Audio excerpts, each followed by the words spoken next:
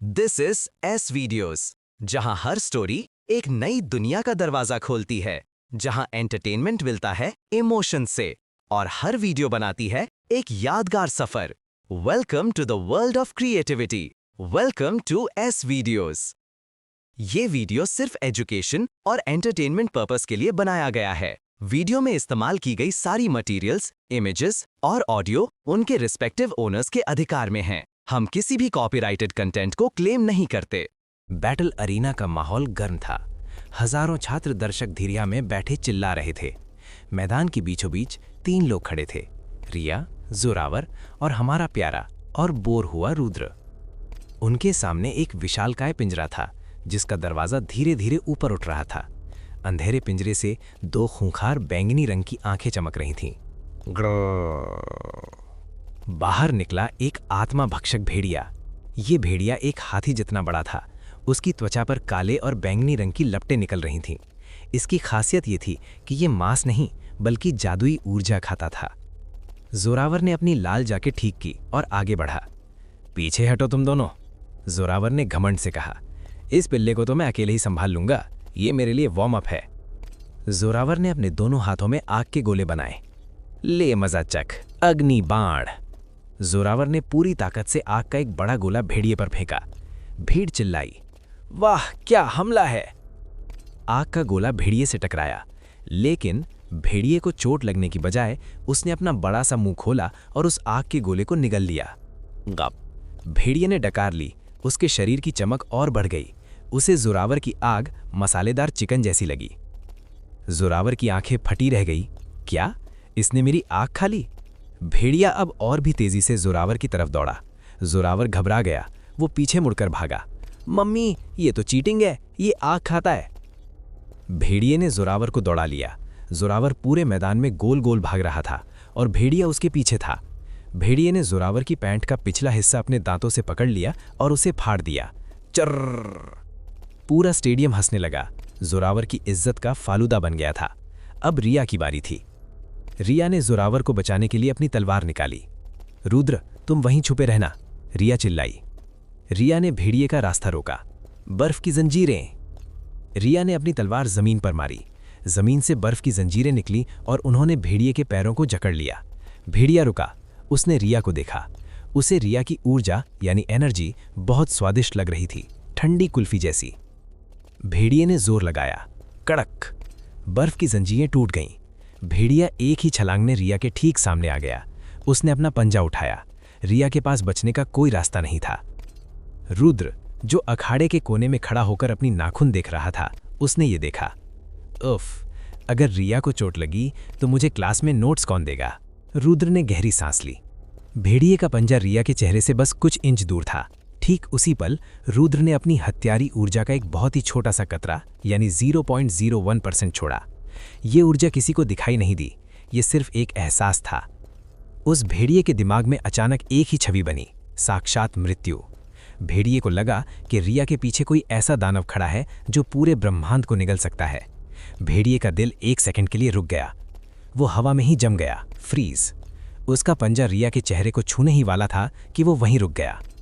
भेड़िए की आंखें सफेद हो गईं, उसके मुंह से झाग निकलने लगा और वो विशालकाय भेड़िया डर के मारे हार्ट अटैक खाकर धड़ाम से जमीन पर गिर पड़ा। धड़ाम। मैदान में सन्नाटा छा गया। रिया, जिसने अपनी आंखें बंद कर ली थीं, उसने धीरे से आंखें खोली। उसने देखा कि भेड़िया उसके पैरों में बेहोश पड़ा है और कांप रहा है, जैसे उसे मिर्गी का दौरा पड़ा हो। रिया हैरान थी। क्या हुआ? मैंने तो अभी हमला भी नहीं किया था। उधर जोरावर फटी हुई पैंट के साथ दौड़ता हुआ आया। उसने देखा कि भेड़िया गिर गया है। जोरावर ने तुरंत मौका देखा। वो भेड़िए के ऊपर चढ़ गया और एक विक्ट्री पोज बना लिया। हाँ देखा, मैंने उसे इतना दौड़ाया कि वो थक कर गिर गया। ये मेरी रणनीति थी, मैं जीत गया। भीड़ फिर से पागल हो गई। जोरावर, जोरावर। लोग जोरावर की मूर्खता को उसकी महानता समझ रहे थे। रुद्र ने राहत की सांस ली। चलो, क्रेडिट इसे मिल गया, मैं सेफ हूं। लेकिन वीआईपी बॉक्स में प्रिंसिपल आर्यमन और एक और व्यक्ति बैठा था। ये व्यक्ति था तलवार संत, जो दुनिया का सबसे महान तलवारबाज माना जाता था। तलवार संत ने अपनी दाढ़ी खुजाई। आर्यमन, क्या तुमने महसूस किया? उस एक पल के लिए पूरे अरीना में एक ऐसा दबाव आया था जिससे मेरी तलवार भी कांप गई थी। वो लड़का रुद्र वो साधारण नहीं है। आर्यमन मुस्कुराए। मुझे पता है, लेकिन वो कबूलेगा नहीं। हमें उसे थोड़ा और उकसाना होगा। मैच खत्म हुआ। रुद्र अपनी क्लास की तरफ जा रहा था। रास्ते में रिया ने उसे रोक लिया। रुद्र, सच सच बताओ, भेड़िया मेरे सामने क्यों गिरा? रुद्र ने बहुत ही भोला चेहरा बनाया। रिया, मैंने सुना है इन भेड़ियों को लो ब्लड प्रेशर की बीमारी होती है। शायद उसे चक्कर आ गया होगा, या शायद उसने जोरावर की शक्लें देख ली होगी। रिया ने रुद्र को घूरा, लेकिन उसके पास कोई सबूत नहीं था। रुद्र अपने हॉस्टल के कमरे में पहुंचा, कमरा नंबर 404। वो बहुत थका हुआ था। बंटी, रुद्र ने अपने कमरे के भूत को आवाज लगाई, पानी लाओ। लेकिन बंटी नहीं आया। कमरे में सन्नाटा था। रुद्र को एक अजीब सी गंध आई। ये गंध नागेश या शेरू की नहीं थी, ये गुलाब और बारूद की गंध थी। रुद्र ने लाइट जलाई। उसकी टूटी हुई खाट पर एक लड़की बैठी थी। उसने दिव्य शक्ति गुरुकुल की यूनिफॉर्म नहीं, बल्कि एक काले रंग की निंजा ड्रेस पहनी थी। उसके बाल नीले थे और वो एक लॉलीपॉप चूस रही थी। रुद्र ने पूछा, तुम कौन हो और मेरे भूत को कहाँ छुपाया है? लड़की ने लॉलीपॉप मुंह से निकाली। हाय रुद्र, मेरा नाम छाया है। मैं छाया संघ की जासूस नहीं, मैं हत्यारा संघ की वारिस हूं और मुझे सुपारी मिली है। रुद्र ने अपना बैग नीचे रखा। सुपारी? मुझे मारने की? नहीं बुद्धे, मारने की नहीं, तुमसे शादी करने की। रुद्र का दिमाग सुन्न हो गया। क्या? शादी? लेकिन हम तो मिले भी नहीं। छाया ने एक पुरानी चिट्ठी निकाली। तुम्हारे दादाजी और मेरे दादाजी ने एक शर्त लगाई थी, जो हारेगा उसका पोता पोती दूसरे से शादी करेगा। तुम्हारे दादाजी हार गए थे, तो अब तुम मेरी मंगेतर हो। रुद्र चीख पड़ा, दादाजी, आपने मुझे कहाँ फंसा दिया? पहले स्कूल, फिर नूडल्स और अब शादी। छाया उठी और रुद्र के करीब आई। तो पतिदेव, क्या हम डिनर कर चलें या मैं तुम्हें अभी किडनैप कर लूं? रुद्र ने खिड़की की तरफ देखा। शेरू, नागेश, बचाओ, ये भेड़िए से भी ज्यादा खतरनाक है। रुद्र के कमरे में अब नई मुसीबत आ गई थी। एक निंजा मंगेतर जो ना सुनने की आदी नहीं थी। और उधर रिया रुद्र के कमरे की तरफ आ रही थी, उसे नोट्स देने के लिए। अगर रिया ने इस लड़की को रुद्र के कमरे में देख लिया तो क्या होगा? माहौल बहुत तनावपूर्ण था। Room number 404। अंदर रुद्र खड़ा था, जिसके पसीने छूट रहे थे, और उसके बिस्तर पर छाया यानी नीले बालों वाली निंजा लड़की बड़े मजे से लॉलीपॉप चूस रही थी। उसने अभी अभी बम फोड़ा था कि वो रुद्र की मंगेतर है। तभी दरवाजे पर फिर से खटखट हुई। रुद्र, मैं रिया, दरवाजा खोलो, मुझे तुम्हें आज के नोट्स देने हैं। रुद्र का दिल गले में आ गया। मर गए, अगर रिया ने छाया को यहां देख लिया तो वर्ल्ड वॉर 3 शुरू हो जाएगा। रुद्र ने छाया की तरफ देखा और हाथ जोड़े। प्लीज छिप जाओ, अलमारी में, पलंग के नीचे या खिड़की से कूद जाओ। छाया ने नखरे दिखाए। मैं क्यों छिपूं? मैं तुम्हारी होने वाली बीवी हूं। और वो कौन है? कोई दूसरी लड़की? रुको, मैं अभी उसे सबक सिखाती हूं। छाया ने अपनी कमर से एक कुनाई यानी निंजा चाकू निकाल लिया। रुद्र ने उसे पकड़ा। नहीं, कोई खून खराबा नहीं। देखो, अगर तुम छिप जाओगी तो मैं तुम्हें कल डबल चीज पिज्जा खिलाऊंगा। छाया की आंखें चमक गईं। डबल चीज? पक्का? रुद्र, हाँ पक्का, अब जाओ। छाया ने लॉलीपॉप मुंह में ली और धुएं का एक गोला बनाकर अलमारी के अंदर गायब हो गई। रुद्र ने राहत की सांस ली। उसने अपने कपड़े ठीक किए, बालों पर हाथ फेरा और दरवाजा खोला। सामने रिया खड़ी थी। उसके हाथ में नोटबुक थी। रिया ने रुद्र को शक भरी नजरों से देखा। इतनी देर क्यों लगाई? और तुम्हारे कमरे से लेडीज परफ्यूम की खुशबू क्यों आ रही है? रुद्र ने हड़बड़ाते हुए कहा। परफ्यूम? नहीं रिया, वो तो मैंने मोगरा अगरबत्ती जलाई थी मच्छरों के लिए। आओ आओ, अंदर आओ। रिया अंदर आई। उसने कमरे का जायजा लिया। रुद्र, ये कमरा कितना गंदा है, और ये कुत्ता और सांप यहाँ क्या कर रहे हैं? तभी अलमारी के अंदर से एक आवाज आई। रिया ने अलमारी की तरफ देखा। वहां कौन है? कोई नहीं, वो मेरा भूत दोस्त बंटी है, उसे जुकाम हो गया है। लेकिन छाया, जो अलमारी में थी, उसे लगा कि रिया रुद्र पर हुक्म चला रही है। निंजा खानदान की लड़कियां अपनी चीजों यानी रुद्र को लेके बहुत पॉजेसिव होती हैं। छाया से रहा नहीं गया। अलमारी का दरवाजा धड़ाम से खुला। छाया बाहर कूदी। उसने रिया की गर्दन पर अपना चाकू रख दिया। ओए लड़की, मेरे मंगेतर को डांटना बंद कर, वरना तेरी जुबान काटकर सूप बना दूंगी। रिया सन्न रह गई। उसने अपनी नोटबुक गिरा दी। उसने रुद्र को देखा, फिर छाया को देखा। मंगेतर? रुद्र, ये कार्टून कौन है? छाया गुस्से से लाल हो गई। कार्टून किसको बोला? मैं छाया कुल की वारिस हूं। रिया ने अपनी उंगलियों से बर्फ बनाई। और मैं सन ग्रुप की वारिस हूं। रुद्र मेरा दोस्त है, तुम यहां से निकल जाओ। अब दोनों लड़कियां आमने सामने थीं। एक तरफ बर्फ की रानी रिया और दूसरी तरफ अंधेरे की निंजा छाया, और बीच में बेचारा रुद्र। रुद्र ने तकिया उठाकर अपनी छाती से लगा लिया। गाइज प्लीज शांति से बात करते हैं, हम लूडो खेल सकते हैं। किसी ने रुद्र की नहीं सुनी। छाया ने 3 शुरिकेन फेंके। सुई सुई सुई।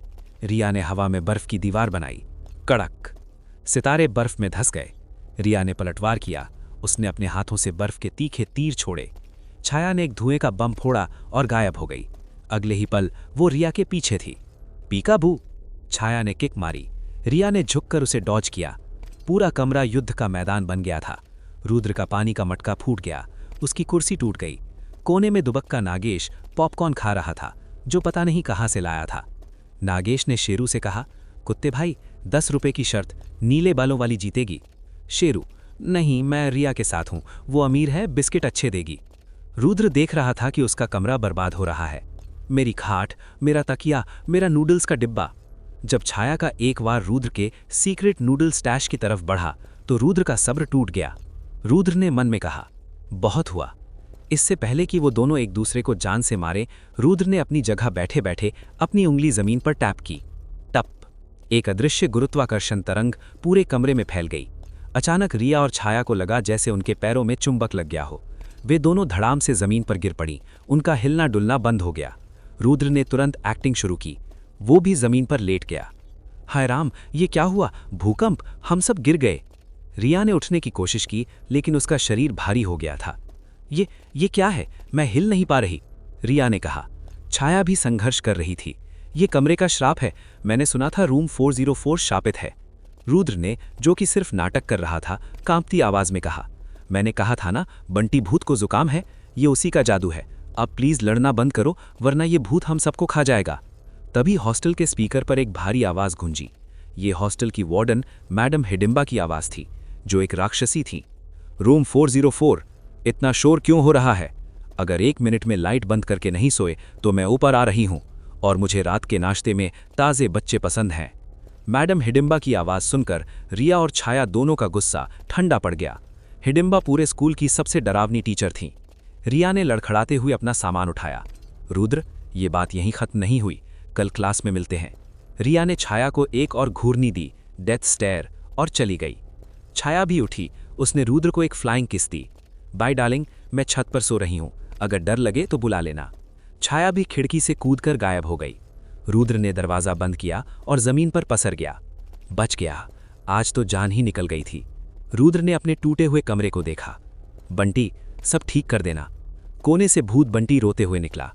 मालिक, ये अत्याचार है, पहले गुंडे, फिर लड़कियां, अब राक्षसी वार्डन, मैं ये नौकरी छोड़ रहा हूं।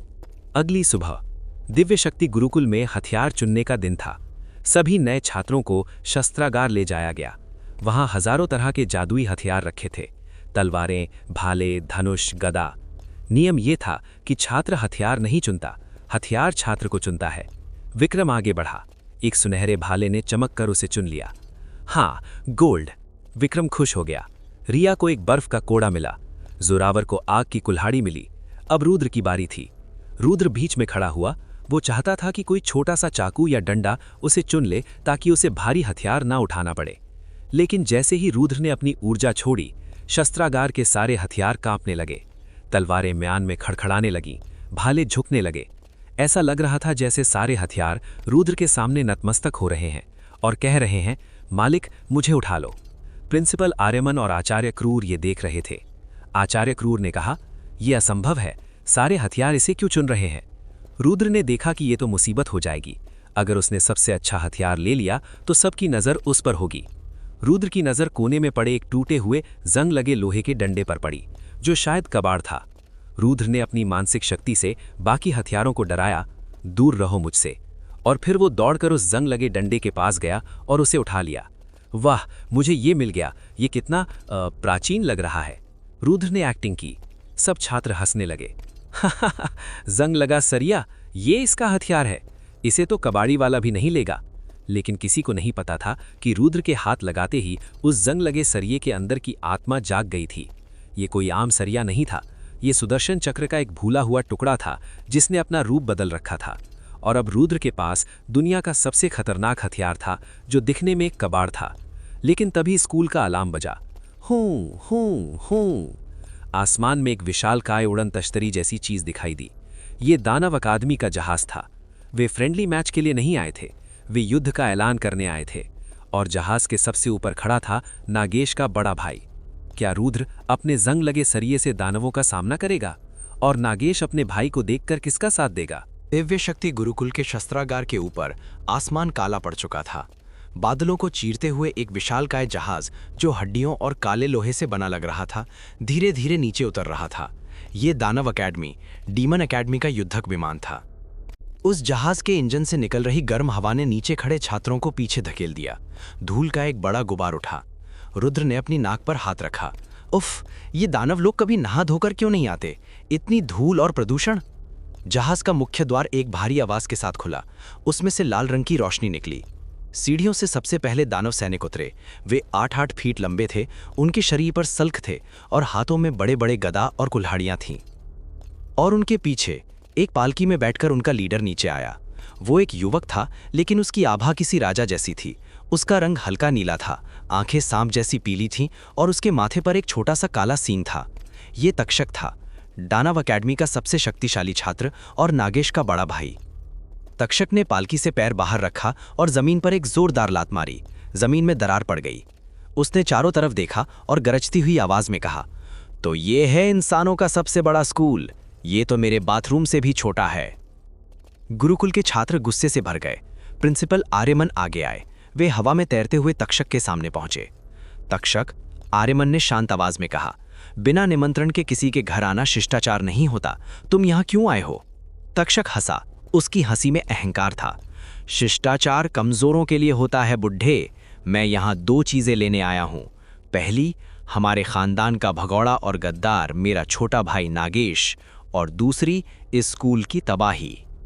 रुद्र की जेब में छिपा नागेश, जो अब एक छोटे सांप के रूप में था, कांपने लगा। उसने रुद्र के दिमाग में संदेश भेजा, स्वामी मुझे बचा लो, ये मेरा बड़ा भाई है। ये बचपन में मुझे रस्सी बनाकर कूदता था। अगर इसने मुझे पकड़ लिया तो ये मेरी चमड़ी की बेल्ट बना लेगा। रुद्र ने अपनी जेब पर हाथ रखकर थपथपाया। शांत रहो, अभी वो सिर्फ बातों का शेर है। प्रिंसिपल आर्यमन ने कहा, नागेश अब हमारा छात्र है। हम अपने छात्रों को दुश्मनों के हवाले नहीं करते। तक्षक की आंखें लाल हो गईं। तो फिर युद्ध होगा, लेकिन मैं अपना समय बर्बाद नहीं करना चाहता। हम एक द्वंद्व युद्ध करेंगे। तुम्हारे 3 बेस्ट छात्र बनाम मेरे 3 बेस्ट छात्र। अगर हम जीते तो नागेश भी मेरा और ये स्कूल भी मेरा, और अगर तुम जीते तो हम वापस चले जाएंगे। आर्यमन के पास कोई विकल्प नहीं था। अगर उन्होंने मना किया तो तक्षक पूरी सेना के साथ हमला कर देगा। मंजूर है, आर्यमन ने कहा। पहला मैच। दानवों की तरफ से एक विशालकाय पत्थर का दानव शैल असुर मैदान में आया। उसका शरीर ग्रेनाइट पत्थर का बना था। गुरुकुल की तरफ से जोरावर अग्निकुल का राजकुमार आगे कूदा। उसे अपनी नई आग की कुल्हाड़ी पर बहुत घमंड था। जोरावर चिल्लाया, ओए पत्थर के भेर, आज मैं तुझे बजरी बना दूंगा। जोरावर ने अपनी कुल्हाड़ी में आग भरी और पूरी ताकत से शैलअसुर पर वार किया। टणन! कुल्हाड़ी शैलअसुर के कंधे पर लगी, लेकिन शैलअसुर को खरोंच तक नहीं आई। उल्टा जोरावर के हाथों में झंझनाहट हो गई। शैलअसुर ने धीरे से कहा, क्या मच्छर ने काटा? शैलअसुर ने एक बड़ा पत्थर का मुक्का जोरावर के मुंह पर मारा। जोरावर हवा में उड़ता हुआ बाउंड्री के बाहर जा गिरा। उसका मुंह सूजकर आलू जैसा हो गया था। विजेता दानव अकेडमी। सन्नाटा छा गया। गुरुकुल का सबसे ताकतवर छात्र एक ही बार में हार गया। तक्षक जोर से हंसा।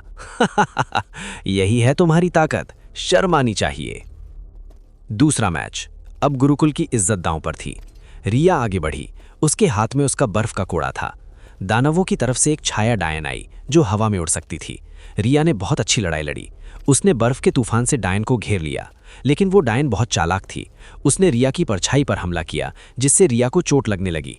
अंत में रिया ने अपनी पूरी ताकत लगाकर डायन को जमा तो दिया, लेकिन वो खुद भी बेहोश होकर गिर पड़ी। Match draw. अब स्कोर था दानव 1 गुरुकुल 0। तीसरा मैच निर्णायक था। अगर गुरुकुल ये मैच हारा तो सब खत्म। तक्षक खुद मैदान में उतरा। तीसरे मैच के लिए मैं खुद लड़ूंगा, तक्षक ने कहा। तुम्हारे पास कौन है? कोई है जो मेरे सामने खड़ा हो सके? कोई आगे नहीं आया। विक्रम तो पहले ही भीड़ में छिप गया था। बाकी छात्र तक्षक की शक्ति को महसूस करके ही कांप रहे थे। रुद्र भीड़ के सबसे पीछे खड़ा था। उसके हाथ में वो जंग लगा लोहे का डंडा था जो उसने चुना था। रुद्र मन में सोच रहा था, यार लंच का टाइम हो गया, अगर ये मैच जल्दी खत्म नहीं हुआ तो कैंटीन में राजमा चावल खत्म हो जाएंगे। रुद्र ने देखा कि तक्षक की नज़र बार बार रुद्र की जेब की तरफ जा रही है। तक्षक ने नागेश की गंध पहचान ली थी। तक्षक ने उंगली उठाई और सीधे रुद्र की तरफ इशारा किया। तू पीछे खड़ा लड़का, तेरी जेब में मेरा भाई है, उसे बाहर निकाल वरना मैं तुझे यहीं भस्म कर दूंगा। सबकी नजरें रुद्र पर घूम गईं। रुद्र, उसके पास नागेश है? रुद्र ने इधर उधर देखा। मैं? अरे नहीं भाई, मेरी जेब में तो बस एक रुमाल है। रुद्र ने बहाना बनाने की कोशिश की। तक्षक को गुस्सा आ गया। झूठा। तक्षक ने अपनी हथेली से काले रंग की बिजली ब्लैक लाइटनिंग रुद्र की तरफ छोड़ी। ये बिजली इतनी तेज थी कि किसी को पलक झपकने का मौका भी नहीं मिला। बिजली रुद्र के सीने से टकराने ही वाली थी। रुद्र ने बहुत ही आलस भरे अंदाज में अपना वो जंग लगा लोहे का डंडा ऊपर उठाया, जैसे वो मक्खी उड़ा रहा हो। वो काली बिजली उस जंग लगे सरिये से टकराई। लोग धमाके का इंतजार कर रहे थे, लेकिन वो भयानक बिजली उस सरिये के अंदर सोख ली गई, जैसे वैक्यूम क्लीनर धूल सोखता है। सरिया एक पल के लिए चमका और फिर वापस जंग लगा हुआ दिखने लगा। तक्षक की आंखें बाहर आ गईं। क्या? मेरी बिजली गायब हो गई? प्रिंसिपल आर्यमन भी हैरान थे। वो सरिया, उसने ऊर्जा को सोख लिया। रुद्र ने सरिये को देखा और उसे झाड़ा। उफ, कितनी स्टैटिक इलेक्ट्रिसिटी है, करंट लग गया मुझे। रुद्र झूठ बोल रहा था। तक्षक का अहंकार चोटिल हो गया था। तूने मेरी बिजली रोकी, अब मैं तुझे नहीं छोड़ूंगा। तक्षक ने एक लंबी जहरीली तलवार निकाली और हवा में उड़ते हुए रुद्र पर हमला करने के लिए झपटा। रुद्र ने गहरी सांस ली। अब ये पास आ रहा है, अगर मैंने इसे मारा तो सब देखेंगे। मुझे कुछ ऐसा करना होगा कि ये एक्सीडेंट लगे। रुद्र ने अपने पैर से जमीन पर पड़े एक छोटे से पत्थर को ठोकर मारी। वो पत्थर गोली की रफ्तार से उड़ा और हवा में झपटते हुए तक्षक के पाजामे के नाड़े पर लगा। हाँ, रुद्र का निशाना इतना सटीक था। पत्थर लगते ही तक्षक के पाजामे की गांठ खुल गई। हवा में उड़ते हुए तक्षक को अचानक महसूस हुआ कि उसका पाजामा नीचे सरक रहा है। अरे नहीं, तक्षक चिल्लाया। अपनी इज्जत बचाने के लिए तक्षक ने तलवार छोड़ी और दोनों हाथों से अपना पाजामा पकड़ लिया। चूंकि उसके हाथ व्यस्त थे, वो लैंडिंग ठीक से नहीं कर पाया। वो सीधे मुंह के बल जमीन पर गिरा। धड़ाम। वो सीधे रुद्र के कदमों में आकर गिरा, जैसे वो रुद्र को साष्टांग प्रणाम कर रहा हो। पूरा मैदान सन्न रह गया। फिर एक हंसी का विस्फोट हुआ। दानवों का राजा पाजामा पकड़कर गिर गया। क्या एंट्री मारी थी और क्या लैंडिंग हुई। रुद्र ने नीचे झुके हुए तक्षक के कंधे पर अपना वो जंग लगा लोहे का डंडा रखा, जैसे वो आशीर्वाद दे रहा हो। रुद्र ने बहुत ही गंभीरता से कहा, उठो वत्स, इतनी इज्जत देने की जरूरत नहीं है, मैं तो बस एक F क्लास का छात्र हूं। तक्षक शर्म और गुस्से से लाल हो गया था। उसका चेहरा देखने लायक था। वो खड़ा हुआ, अपना पाजामा कसकर बांधा। तूने ये जानबूझकर किया। रुद्र ने मासूमियत से कहा। मैंने क्या किया? तुम खुद गिरे, शायद तुम्हारे जूते के फीते खुले थे। ओह, तुम्हारे पास तो फीते ही नहीं हैं। तक्षक ने देखा कि पूरी दुनिया उस पर हंस रही है। उसकी बेइज्जती हो चुकी थी। अब वो लड़ नहीं सकता था क्योंकि उसका ध्यान फोकस भंग हो चुका था। और सबसे बड़ी बात, उसे उस जंग लगे डंडे से एक अजीब सा डर महसूस हो रहा था।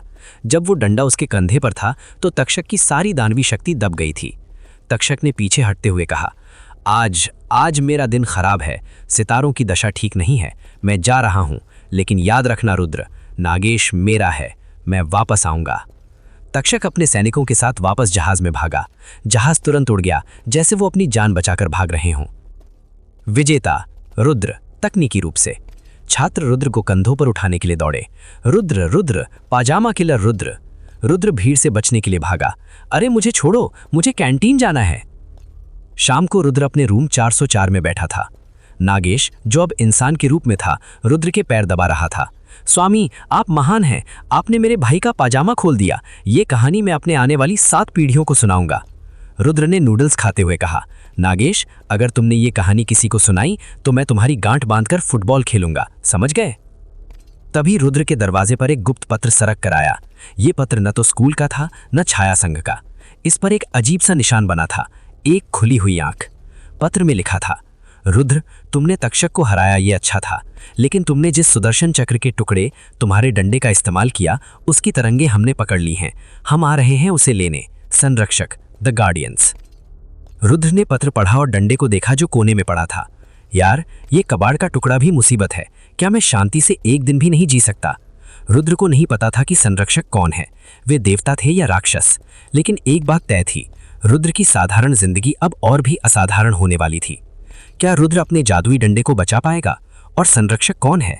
जानने के लिए सुनते रहिए अमर राजा की साधारण जिंदगी का अगला एपिसोड। पिछली रात रुद्र को एक धमकी भरा पत्र मिला था, हम आ रहे हैं संरक्षक। सुबह हो चुकी थी। रूम नंबर 404 में एक बहुत ही अजीब नजारा था। रुद्र का वो जंग लगा सरिया, जो असल में सुदर्शन चक्र का टुकड़ा था, खिड़की के पास रखा था। और रुद्र ने उस पर क्या टांग रखा था?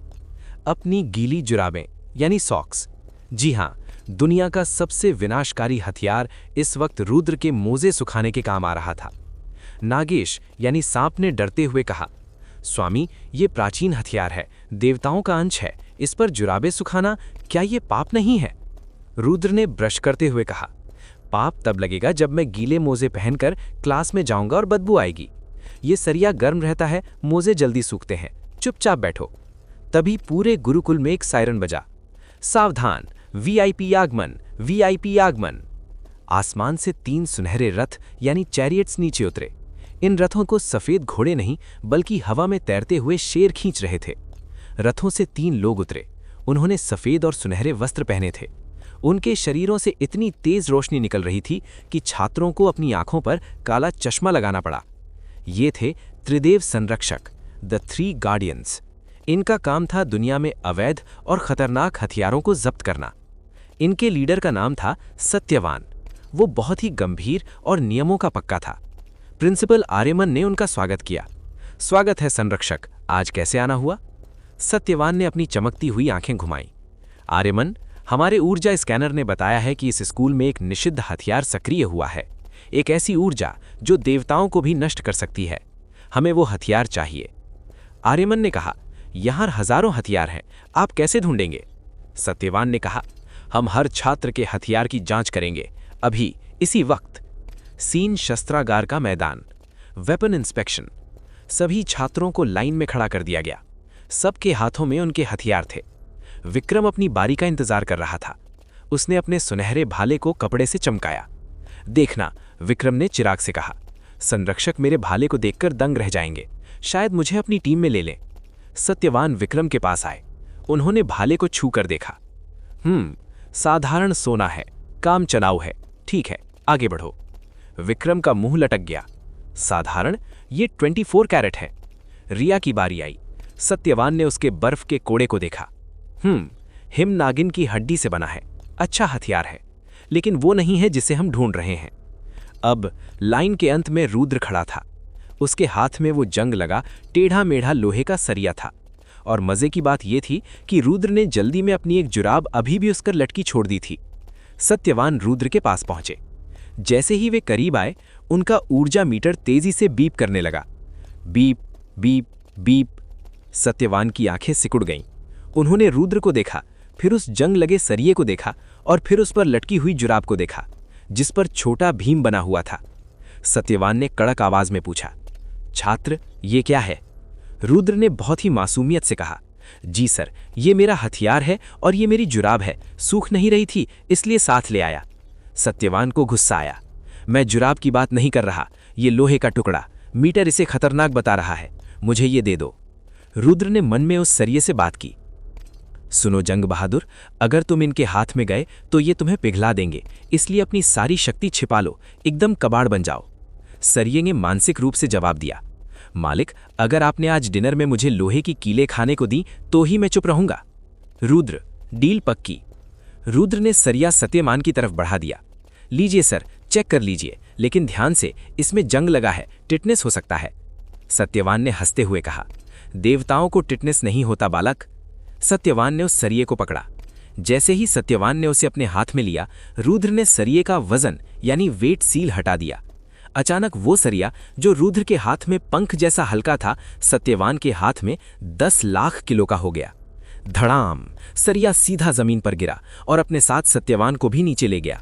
सत्यवान का हाथ सरिये के नीचे दब गया। वो उसे हिला भी नहीं पा रहे थे। उनकी कमर में चटाक की आवाज आई। आह, ये इतना भारी क्यों है? बाकी 2 संरक्षक दौड़े और उन्होंने मिलकर सरिये को उठाने की कोशिश की। हैया हैया। वो पसीने से तरबतर हो गए, लेकिन सरिया 1 इंच नहीं हिला। रुद्र ने चिंतित होने का नाटक किया। अरे सर, क्या हुआ? क्या आपने सुबह नाश्ता नहीं किया? लाइए, मैं उठाता हूं। रुद्र ने झुका और बहुत ही आराम से सिर्फ 2 उंगलियों से उस सरिये को उठा लिया। उसने उसे हवा में घुमाया जैसे वो कोई खिलौना हो। अजीब बात है सर, मुझे तो ये हल्का लग रहा है। शायद आपके हाथों में पसीना था इसलिए फिसल गया। सत्यवान अपनी कमर पकड़कर खड़े हुए। उनकी इज्जत का कचरा हो गया था। उन्होंने सोचा, अगर ये लड़का इसे इतनी आसानी से उठा सकता है और हम तीनों नहीं उठा पाए, तो इसका मतलब है कि इस हथियार ने इस लड़के को अपना मालिक चुन लिया है, और देवता भी किसी हथियार को उसके मालिक से अलग नहीं कर सकते। सत्यवान को अपनी हार माननी पड़ी, लेकिन वे खाली हाथ नहीं जा सकते थे। उन्हें अपनी इज्जत बचानी थी। सत्यवान ने कहा, दरअसल ये हथियार खतरनाक नहीं बल्कि शापित है। इसमें वजन का श्राप है। चूंकि तुम इसे उठा सकते हो, तुम ही इसे रखो। हम तो बस तुम्हारी परीक्षा ले रहे थे। तुम पास हो गए। सत्यवान और उनके साथी जल्दी जल्दी अपने रथों में बैठे और उड़ गए। जाते जाते छात्रों ने सुना कि एक संरक्षक कह रहा था, जल्दी चलो, मुझे मूव लगाना है, मेरी कमर टूट गई। छात्र रुद्र को हैरानी से देख रहे थे। रुद्र ने संरक्षकों को हरा दिया। नहीं बे, संरक्षकों ने कहा ना कि हथियार शापित है। रुद्र बेचारा शापित हथियार ढो रहा है। रिया रुद्र के पास आई। उसकी आंखें रुद्र के सरिये पर टिकी थी। रिया, रुद्र ने कहा, तुमने संरक्षकों को बेवकूफ बनाया। वो हथियार शापित नहीं है, वो वफादार है। मुझे सच बताओ, ये सुदर्शन चक्र का टुकड़ा है ना? रुद्र ने हंसकर टाल दिया। रिया, तुम बहुत ज्यादा माइथोलॉजी पढ़ती हो। ये बस एक भारी सरिया है, मैं इसे डंबल की तरह यूज करता हूं। रुद्र वहां से निकल गया, लेकिन रिया ने मन ही मन ठान लिया, मैं इसका सच पता लगाकर रहूंगी। आज रात मैं इसके कमरे की तलाशी लूंगी। सीन रात का समय, कैंटीन। रुद्र कैंटीन में बैठा था। उसके सामने शेफ संजीव यानी जहर सिंह खड़ा था। रुद्र ने वादा किया था कि वो सरिये को लोहे की कीलें खिलाएगा।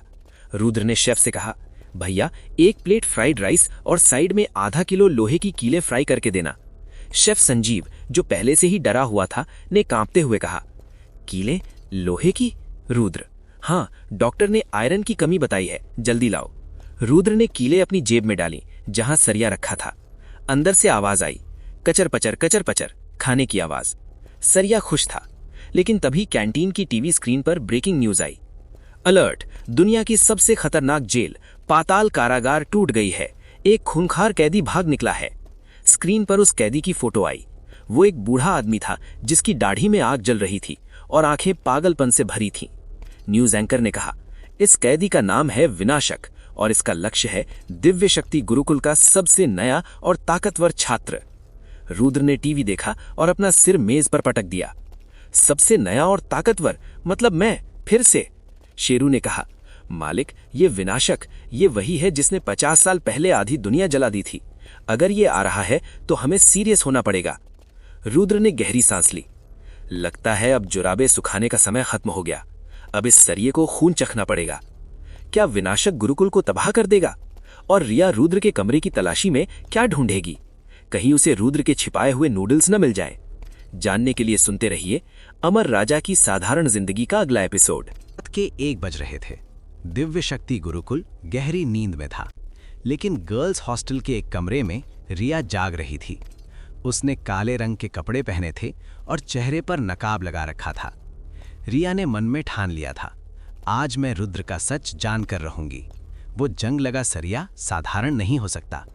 रिया अपनी खिड़की से कूदी और हवा में तैरने की कला का इस्तेमाल करते हुए बॉयज हॉस्टल के रूम 404 की बालकनी पर उतरी। कमरा अंदर से बंद था, लेकिन रिया सन ग्रुप की वारिस थी। उसके पास हर ताले की चाबी थी। उसने अपनी हेयर पिन का इस्तेमाल किया और खट से दरवाज़ा खोल लिया। कमरे के अंदर सन्नाटा था। रुद्र अपने बिस्तर पर रजाई ओढ़कर सो रहा था।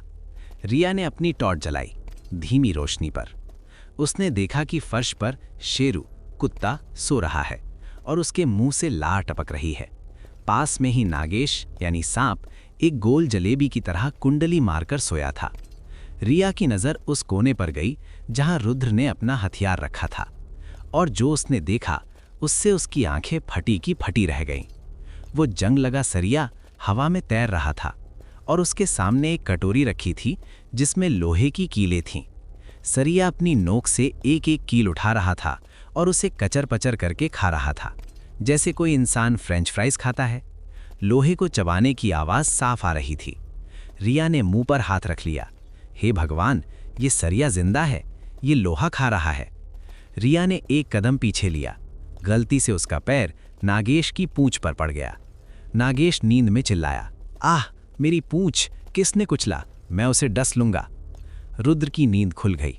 उसने तुरंत लाइट जलाई। कमरे का नज़ारा देखने लायक था। रिया चोरों के कपड़ों में दीवार से चिपकी खड़ी थी। सरिया धड़ाम से जमीन पर गिर गया और निर्जीव होने का नाटक करने लगा, यानी मुंह में आधी चबाई हुई कील के साथ। नागेश अपनी पूंछ सहला रहा था। रुद्र ने अपनी आंखें मलते हुए पूछा, रिया, इतनी रात को, और ये कैट वुमन वाली ड्रेस क्यों पहनी है? रिया का चेहरा शर्म से लाल हो गया। वो पकड़ी गई थी। उसने हड़बड़ाते हुए कहा, वो रुद्र, मेरे कमरे में चीनी खत्म हो गई थी, मुझे लगा तुम्हारे पास होगी, मैं बस चीनी मांगने आई थी। रुद्र ने दीवार पर लगी घड़ी देखी। रात के 1 बजे? चीनी? क्या तुम रात को गुलाब जामुन बना रही हो? रिया ने सरिये की तरफ इशारा किया। रुद्र, झूठ मत बोलो, मैंने देखा, तुम्हारा सरिया कीले खा रहा था, ये जिंदा है। रुद्र ने सरिये को देखा। उसने पैर से सरिये को पलंग के नीचे सरका दिया। रिया, तुम्हें वहम हुआ है, वो सरिया नहीं, वो यहाँ के चूहे थे। यहाँ के चूहे लोहे के होते हैं, बहुत खतरनाक हैं, कीले खाते हैं। रिया, चूहे जो 5 फीट लंबे होते हैं? इससे पहले कि रिया और सवाल पूछती, अचानक पूरा हॉस्टल एक जोरदार धमाके से हिल गया। धड़ाम! आसमान का रंग लाल हो गया। सायरन बजने लगे। आक्रमण, आक्रमण! सभी छात्र युद्ध के लिए तैयार हो जाएं। रुद्र और रिया बालकनी में भागे। उन्होंने देखा कि गुरुकुल का मुख्य सुरक्षा कवच कांच की तरह टूट रहा है और हवा में आग के गोले बरस रहे हैं। मुख्य द्वार पर एक आदमी खड़ा था। वो बूढ़ा था, लेकिन उसका शरीर लोहे जैसा गठीला था। उसके बाल और दाढ़ी आग की तरह जल रहे थे। उसने हाथों में जंजीरें तोड़ी हुई थीं। ये विनाशक था। विनाशक ने एक भयानक हंसी हंसी। आर्यमन, अपने सबसे ताकतवर छात्र को बाहर निकालो। मुझे उस सुदर्शन चक्र की गंध आ रही है। अगर वो मुझे नहीं मिला तो मैं इस तैरते हुए द्वीप को जमीन पर गिरा दूंगा। प्रिंसिपल आर्यमन और सारे शिक्षक दौड़े। आर्यमन ने अपनी जादुई छड़ी घुमाई। विनाशक, तुम जेल से कैसे भागे? वापस जाओ वरना बुरा अंजाम होगा। विनाशक ने सिर्फ एक हाथ हिलाया। आर्यमन और बाकी टीचर हवा में तिनके की तरह उड़ गए। विनाशक की ताकत किसी भी आम जादूगर से बहुत ऊपर थी। विनाशक ने गुरुकुल के मुख्य टावर को पकड़ लिया और उसे उखाड़ने की कोशिश करने लगा। निकालो उसे, कौन है वो छात्र? छात्र डर के मारे रोने लगे। विक्रम, जिसे हमेशा गलतफहमी रहती थी, उसे लगा कि विनाशक उसकी बात कर रहा है। विक्रम ने अपना सुनहरा भाला उठाया। दोस्तों, डरो मत, वो मुझे ढूंढ रहा है, मैं ही सबसे ताकतवर हूँ, मैं जाकर उससे बात करता हूँ। विक्रम आगे बढ़ा और चिल्लाया, ओए बुढ़े, मैं हूँ यहाँ का सबसे ताकतवर छात्र, मुझसे लड़। विनाशक ने विक्रम को देखा। तू? तेरे पास से तो बीबी पाउडर की खुशबू आ रही है, हट जा। विनाशक ने एक फूंक मारी। विक्रम का भाला पिघल गया और विक्रम खुद जलेबी की तरह गोल होकर दूर जा गिरा। अब विनाशक का गुस्सा बढ़ता जा रहा था। उसने आसमान में एक विशालकाय उल्कापिंड यानी मीटियोर सम्मन कर लिया। एक जलता हुआ पहाड़ जैसा पत्थर आसमान से सीधे स्कूल पर गिरने वाला था। अगर वो छात्र बाहर नहीं आया तो सब मरेंगे। रिया घबरा गई। रुद्र, हमें कुछ करना होगा, प्रिंसिपल सर हार गए हैं, वो उल्कापिंड स्कूल को खत्म कर देगा। रुद्र बालकनी पर खड़ा था। वो बहुत ही शांत था। यार, ये बुढ़ा बहुत शोर मचा रहा है, मेरी नींद खराब कर दी, और अब मेरे स्कूल को तोड़ने की धमकी दे रहा है। मतलब मेरा हॉस्टल भी टूटेगा और मेरा रूम 404 भी। रुद्र ने आसपास देखा। उसे अपनी पहचान नहीं दिखानी थी। उसने अपनी डेस्क पर पड़े एक पुराने न्यूज़पेपर को उठाया। उसने जल्दी से उस पेपर को मोड़कर एक कागज़ का हवाई जहाज यानी पेपर प्लेन बनाया। रिया ने चिल्लाकर कहा, रुद्र, तुम पागल हो गए हो, दुनिया खत्म हो रही है और तुम क्राफ्ट कर रहे हो। रुद्र ने उस कागज़ के प्लेन पर फूंक मारी। उस फूंक के साथ उसने अपनी अमर शक्ति का एक छोटा सा हिस्सा उस प्लेन में डाल दिया। रुद्र ने धीरे से कहा, जाओ और उस पत्थर को तोड़ दो। रुद्र ने वो कागज़ का प्लेन बालकनी से उड़ा दिया। वो छोटा सा सफ़ेद कागज़ का प्लेन हवा में तैरता हुआ आगे बढ़ा। विनाशक हंसा, कागज़ का खिलौना, तुम मेरा मजाक उड़ा रहे हो। विनाशक ने उस उल्कापिंड को नीचे फेंक दिया। विशालकाय आग का गोला नीचे आ रहा था और उसके सामने एक नन्हा सा कागज़ का प्लेन ऊपर जा रहा था। जैसे ही वो प्लेन उल्कापिंड से टकराया, सन्नाटा। फिर एक आवाज़ आई, स्स। काटने की आवाज़।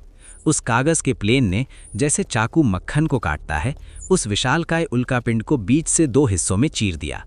उल्कापिंड के 2 टुकड़े होकर स्कूल के अगल बगल समुद्र में जा गिरे। छपाक। लेकिन प्लेन रुका नहीं। वो प्लेन सीधे विनाशक की तरफ गया। विनाशक की आंखें बाहर आ गईं। ये क्या बला है? उसने अपनी सारी सुरक्षा ढाल लगा दी, लेकिन वो प्लेन किसी भी ढाल को मानता नहीं था। वो प्लेन विनाशक के माथे पर जाकर लगा। टप। भले ही वो कागज था, लेकिन उसमें रुद्र की ताकत थी। उस हल्के से टप ने विनाशक के दिमाग को झकझोर दिया। विनाशक, जो दुनिया का सबसे खतरनाक कैदी था, एक कागज के प्लेन से टकराकर बेहोश हो गया और धड़ाम से जमीन पर गिर पड़ा। वो कागज का प्लेन हवा में गोल घूमा और वापस उड़ता हुआ रुद्र के कमरे की बालकनी में आया। रुद्र ने उसे हवा में ही कैच कर लिया और जेब में रख लिया। पूरा स्कूल सन्न था। प्रिंसिपल आर्यमन, जो जमीन पर गिरे थे, उन्होंने ये सब देखा था। कागज का प्लेन किसने फेंका? वो किस दिशा से आया था? सबकी नजरें बॉयज हॉस्टल की तरफ थीं, लेकिन वहां सैकड़ों खिड़कियां थीं। रिया, जो रुद्र के बगल में खड़ी थी, पत्थर की मूर्ति बन गई थी। उसने देखा था। उसने रुद्र को प्लेन फेंकते हुए देखा था। उसने प्लेन को उल्कापिंड काटते हुए देखा था और उसने प्लेन को वापस आते देखा था। रिया ने कांपते हुए रुद्र की तरफ उंगली उठाई। रुद्र, तुम। रुद्र ने जम्हाई ली। वाह, क्या किस्मत थी। हवा का झोंका आया और वो प्लेन उड़ गया। वैसे रिया, चीनी चाहिए थी ना? ये लो चीनी का डिब्बा, अब जाओ, मुझे सोना है। रुद्र ने रिया के हाथ में चीनी का डिब्बा थमाया, उसे कमरे से बाहर धक्का दिया और दरवाज़ा बंद कर लिया। रिया बाहर कॉरिडोर में खड़ी थी, हाथ में चीनी का डिब्बा लिए। उसका दिमाग सुन्न था। हवा का झोंका? पागल समझा है? वो प्लेन उसने कंट्रोल किया था। रुद्र ही वो है। रुद्र ही वो अमर राजा है जिसे सब ढूंढ रहे हैं। अगली सुबह न्यूज़ में हंगामा था। रहस्यमयी हीरो ने कागज़ के प्लेन से बचाया स्कूल। कौन है वो paper plane man? Principal Aryaman ने एक इमरजेंसी मीटिंग बुलाई। हमें उस छात्र को ढूंढना होगा। वो हमारी रक्षा कर सकता है। लेकिन विनाशक के गिरने से एक और मुसीबत खड़ी हो गई है। क्या मुसीबत? शिक्षकों ने पूछा। आर्यमन ने कहा, विनाशक के पास पाताल लोक की चाबी थी। जब वो गिरा तो चाबी उसकी जेब से गिर गई और अब वो चाबी स्कूल के किसी छात्र के पास है। हमें नहीं पता किसके पास है। और वो चाबी किसके पास थी? शेरू के पास, यानी रुद्र के कुत्ते के पास। शेरू सुबह सैर पर गया था और उसे जमीन पर एक चमकीली चीज मिली। उसे लगा ये कोई नया खिलौना है। वो उसे मुंह में दबाकर रुद्र के पास ले आया। रुद्र ने उस चाबी को देखा। वो हड्डियों से बनी थी और उस पर लाल रोशनी जल रही थी। शेरू, ये क्या कबाड़ उठा लाए? इसे फेंको। शेरू ने सोचा, मालिक, ये अच्छा चूइंग टॉय है, मैं इसे रखूंगा। रुद्र को नहीं पता था कि उसके कुत्ते के मुंह में अब नरक का दरवाज़ा खोलने वाली चाबी है और नरक के सारे राक्षस अब उस चाबी को वापस लेने आ रहे हैं। क्या रिया रुद्र का राज सबको बता देगी या वो रुद्र की मदद करेगी? और जब राक्षस चाबी लेने आएंगे तो शेरू क्या करेगा? पिछली रात की घटनाओं के बाद दिव्य शक्ति गुरुकुल में सन्नाटा तो था, लेकिन तूफान अभी थमा नहीं था। सुबह के 9 बज रहे थे। रुद्र अपनी क्लास में बैठा था। वो बहुत ध्यान से अपनी डेस्क के नीचे कुछ कर रहा था। नहीं, वो पढ़ाई नहीं कर रहा था। वो अपने कुत्ते शेरू से वो हड्डी जैसी दिखने वाली चाबी छीनने की कोशिश कर रहा था। शेरू उस चाबी को छोड़ने को तैयार नहीं था। मालिक, ये मेरा नया खिलौना है। इसका स्वाद बिल्कुल तंदूरी चिकन जैसा है। टेलीपैथी। रुद्र ने धीरे से कहा। शेरू, छोड़ दे, ये प्लास्टिक नहीं है। इसमें से अजीब सी लाल रोशनी निकल रही है। अगर ये फट गई तो हम सब तंदूरी चिकन बन जाएंगे। तभी रुद्र की डेस्क पर एक छाया पड़ी। रुद्र ने ऊपर देखा।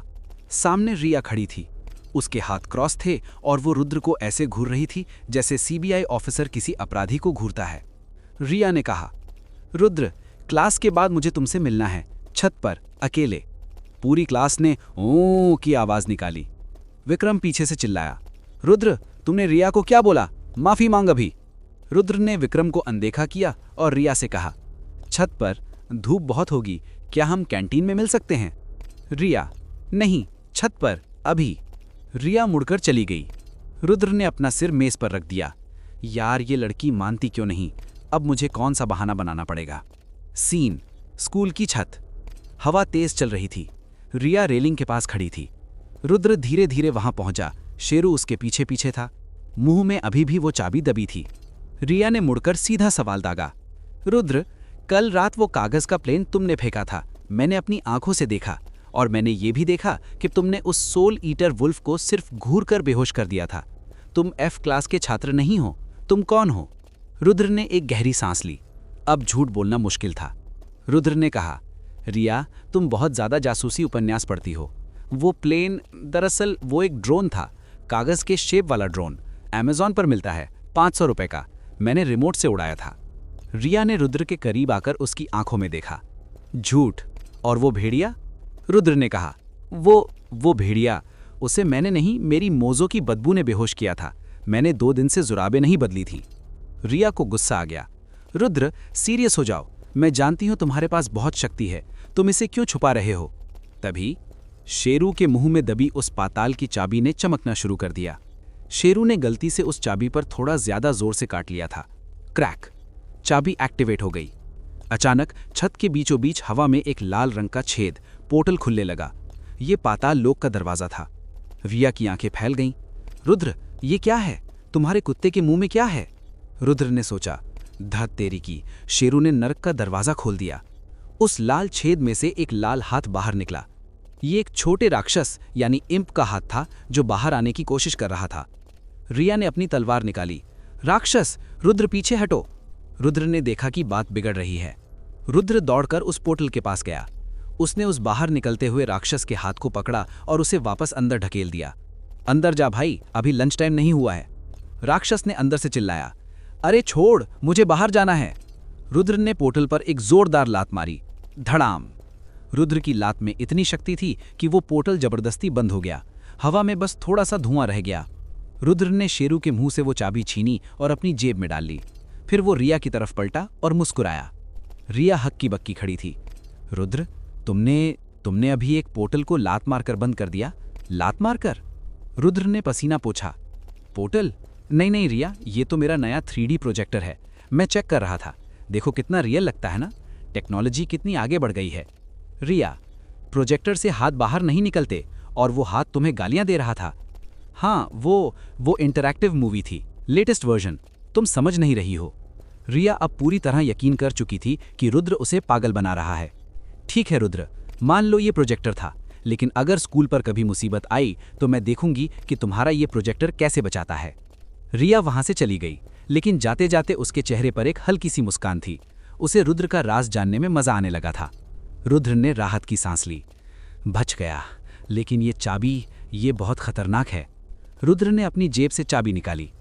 तभी नागेश उसकी जेब से बाहर निकला। स्वामी, इस चाबी से मुझे मेरे घर पाताल लोक की खुशबू आ रही है, लेकिन सावधान रहिए, इस चाबी पर ट्रैकर लगा है। पाताल के शिकारी इसे ढूंढते हुए आ रहे होंगे। रुद्र ने कहा, शिकारी मतलब और मुसीबत? और नागेश सही था। स्कूल के बाहर जंगल में 3 भयानक आकृतियां प्रकट हुईं। ये नर्क शिकारी थे। ये 3 सिर वाले कुत्ते थे जिनके मुंह से आग टपक रही थी। उनके साथ उनका मालिक था, यमदूत जैसा दिखने वाला एक राक्षस। उस राक्षस ने हवा को सूंघा। मुझे चाबी की गंध आ रही है। ये इसी स्कूल के अंदर है और जिसने इसे चुराया है उस कुत्ते की खैर नहीं। उस राक्षस ने अपने कुत्तों को छोड़ा।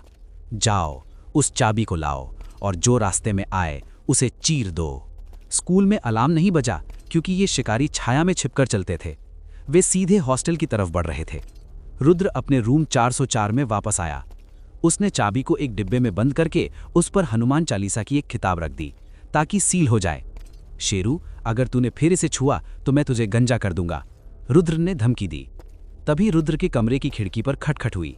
रुद्र ने सोचा कि शायद फिर कोई कबूतर या पेपर प्लेन होगा। उसने खिड़की खोली। सामने एक 3 सिर वाला कुत्ता खड़ा था। वो खिड़की के फ्रेम पर चढ़ा हुआ था और उसके तीनों मुंह से लार टपक रही थी। रुद्र और वो कुत्ता यानी नर्क शिकारी एक दूसरे को देखने लगे। रुद्र ने कहा, अरे तुम तो शेरू के बड़े भाई लगते हो, क्या रास्ता भूल गए?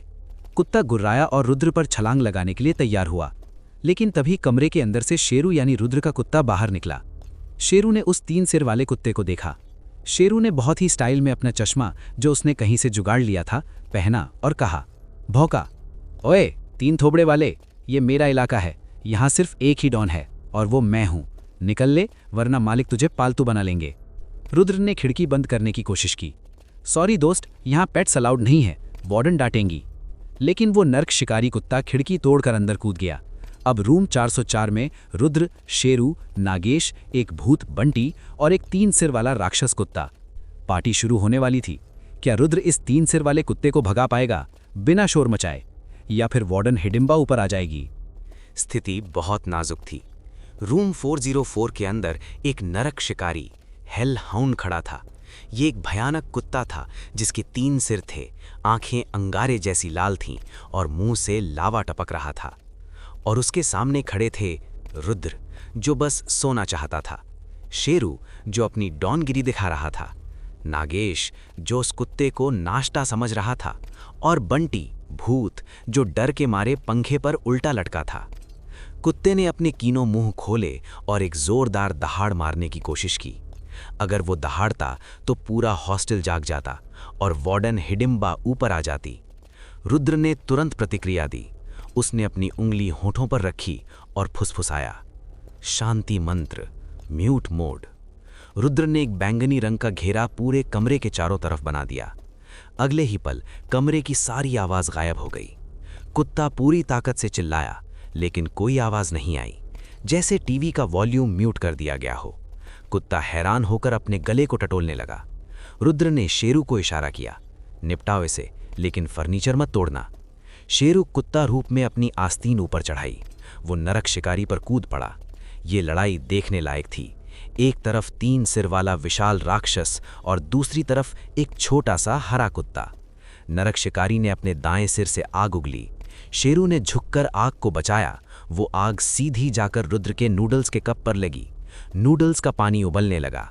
रुद्र ने थम्स अप दिया, थैंक यू, गैस बच गई। अब नागेश की बारी थी। नागेश ने सोचा, 3 सिर मतलब 3 गुना मजा। नागेश ने अपना आकार बढ़ाया और नरक शिकारी की पूंछ पर काट लिया। कुत्ता दर्द से तड़पा बिना आवाज के, और उसने नागेश को झटकने की कोशिश की। कमरे में टॉम एंड जेरी जैसा हाल था। कुत्ता इधर भाग रहा था, शेरू उधर मार रहा था, और बंटी भूत ऊपर से तकिए फेंक रहा था। लेकिन बाहर कॉरिडोर में एकदम सन्नाटा था। रुद्र का म्यूट मोड काम कर रहा था। नरक शिकारी को समझ आ गया कि वो इन छोटे जानवरों से नहीं जीत पाएगा। उसका ध्यान रुद्र पर गया। उसे पता था कि पाताल की चाबी रुद्र की जेब में है। कुत्ते ने शेरू को धक्का दिया और सीधे रुद्र की तरफ छलांग लगाई। रुद्र अपने बिस्तर पर बैठा नूडल्स खा रहा था, जो अभी अभी उस कुत्ते ने उबाले थे। रुद्र ने नूडल्स का कप नीचे रखा। उसने पास पड़ा हुआ एक अखबार उठाया और उसे रोल कर लिया। जैसे ही वो कुत्ता हवा में रुद्र के पास आया, रुद्र ने उस रोल किए हुए अखबार से कुत्ते के बीच वाले सिर पर एक प्यारा सा टपका मारा। ठक। आवाज नहीं आई, बस महसूस हुई। इस हल्के से वार में रुद्र ने पशु वशीकरण की शक्ति डाल दी थी। कुत्ते की लाल आंखें गोल गोल घूमने लगीं। उसका आक्रामक रूप पिघलने लगा। वो विशालकाय राक्षस धीरे धीरे सिकुड़ने लगा। देखते ही देखते वो 8 फीट का राक्षस एक छोटे से प्यारे से 3 सिर वाले पिल्ले में बदल गया। वो अब रुद्र की हथेली जितना बड़ा था। उसके तीनों सिर अपनी अपनी जीभ निकालकर रुद्र को देखने लगे और पूंछ हिलाने लगे। रुद्र ने उसे उठाया। अरे वाह, ये तो पॉकेट एडिशन बन गया। शेरू नाराज हो गया। मालिक, इसे मारना था, पालना नहीं। अब ये मेरे बिस्किट खाएगा। रुद्र ने शेरू को शांत किया। Sheru, sharing is caring. वैसे भी इसके 3 मुंह हैं, ये घर की रखवाली 3 गुना अच्छी तरह करेगा। नागेश ने उदास होकर पूछा, स्वामी, क्या मैं इसका एक सिर खा सकता हूँ? इसके पास 2 एक्स्ट्रा हैं। रुद्र, नहीं नागेश, आज से इसका नाम है टिंगू। रुद्र ने म्यूट मोड हटा दिया। तभी दरवाजे पर जोरदार दस्तक हुई। धड़ धड़ धड़। बाहर से वार्डन हिडिंबा की आवाज आई। रुद्र, दरवाजा खोलो, मुझे अंदर से धम धम की आवाज आ रही थी। क्या तुम कमरे में कुश्ती लड़ रहे हो? रुद्र घबरा गया। कमरा अस्त व्यस्त था। तकिए फटे थे, कुर्सी उल्टी पड़ी थी। रुद्र ने जल्दी से टिंगू को रजाई के नीचे छुपाया। शेरू ने जल्दी से कुर्सी सीधी की। नागेश एक बेल्ट बनकर खूंटी पर लटक गया। रुद्र ने दरवाजा खोला। सामने हिडिंबा खड़ी थी। वो 7 फीट लंबी थी और उसके दांत बाहर निकले हुए थे। रुद्र, इतनी रात को क्या हो रहा है? रुद्र ने पसीने पोंछते हुए कहा। कुछ नहीं मैम, मैं योगा कर रहा था, सूर्य नमस्कार का एडवांस वर्जन, इसलिए धमक हो रही थी। हिडिंबा ने कमरे में झांका। उसने देखा कि नागेश जो बेल्ट बना था हिल रहा है। वो बेल्ट क्यों हिल रही है? वो स्मार्ट बेल्ट है मैम, वाइब्रेशन मोड पर है, स्टेप्स काउंट कर रही है। हिडिंबा ने शक भरी नजरों से देखा। तभी रजाई के नीचे से आवाज आई, भौं। फिर दूसरे सिर ने कहा भौं, और तीसरे ने कहा भौं। 3 अलग अलग सुरों में भौंकने की आवाज। हिडिंबा ने आंखें से कोड़ी। कुत्ता? हॉस्टल में कुत्ता? रुद्र ने जोर से खांसना शुरू कर दिया। खौं खौं खौं, उसने खांसते खांसते अलग अलग आवाजें निकाली। सॉरी मैम, मेरा गला खराब है, अजीब आवाजें निकल रही हैं। भौं, देखा कितना खराब गला है। हिडिंबा को लगा ये लड़का पागल है। ठीक है, सो जाओ, और अगर फिर आवाज आई तो मैं तुम्हें नाश्ते में खा जाऊंगी। हिडिंबा चली गई। रुद्र ने दरवाजा बंद किया और फर्श पर गिर पड़ा। बच गए, लेकिन अब हमारे पास एक और मुसीबत है, टिंगू। टिंगू रजाई से बाहर निकला और रुद्र का अंगूठा चाटने लगा। उधर जंगल में नरक शिकारी का मालिक यानी कि यमदूत जैसा राक्षस हैरान खड़ा था। उसका अपने कुत्ते से संपर्क टूट गया था। मेरा कुत्ता गायब हो गया या मर गया? नहीं, मुझे महसूस हो रहा है कि वो बहुत खुश है, उसे कोई पेट रब दे रहा है। राक्षस को बहुत गुस्सा आया। किसने मेरे खूंखार शिकारी को एक पालतू पिल्ला बना दिया? मैं बदला लूंगा, मैं अपनी पूरी सेना लेकर आऊंगा। अगली सुबह दिव्य शक्ति गुरुकुल में एक बड़ा ऐलान हुआ। प्रिंसिपल आर्यमन ने सबको ऑडिटोरियम में बुलाया। छात्रों, दानव अकादमी के हमले के बाद हमने फैसला किया है कि हम चुप नहीं बैठेंगे। हम अंतर विद्यालय महायुद्ध का आयोजन कर रहे हैं। इसमें दुनिया के सभी जादुई स्कूल हिस्सा लेंगे और इस टूर्नामेंट में जो जीतेगा उसे ब्रह्मांडीय कुंजी मिलेगी। रुद्र ने जेब में हाथ डाला। उसके पास पहले से ही पाताल की चाबी थी। एक और चाबी? ये ब्रह्मांड में कितने ताले हैं भाई? प्रिंसिपल ने आगे कहा, इस टूर्नामेंट के लिए हम 5 छात्रों की एक टीम बनाएंगे और उस टीम का कप्तान वो होगा जो तलवार संत को एक मुकाबले में हरा सके। सबकी नज़रें विक्रम, जोरावर और रिया पर थीं, लेकिन तलवार संत की नज़रें रुद्र पर थीं। तलवार संत ने माइक लिया और कहा, मुझे किसी परीक्षा की ज़रूरत नहीं है, मैंने अपना कप्तान चुन लिया है। तलवार संत ने उंगली उठाई और भीड़ में छिपे रुद्र की तरफ इशारा किया। वो लड़का जिसके हाथ में जंग लगा सरिया है, वही टीम का कप्तान बनेगा। रुद्र का मुंह खुला रह गया। मैं? फिर से? विक्रम चिल्लाया। नहीं, ये नहीं हो सकता, ये तो रसोइया है। तलवार संत ने कहा, अगर किसी को शक है तो वो अभी रुद्र से लड़ सकता है। रुद्र ने मन में सोचा, बुढ़े ने फंसा दिया, अब मुझे सबके सामने लड़ना पड़ेगा।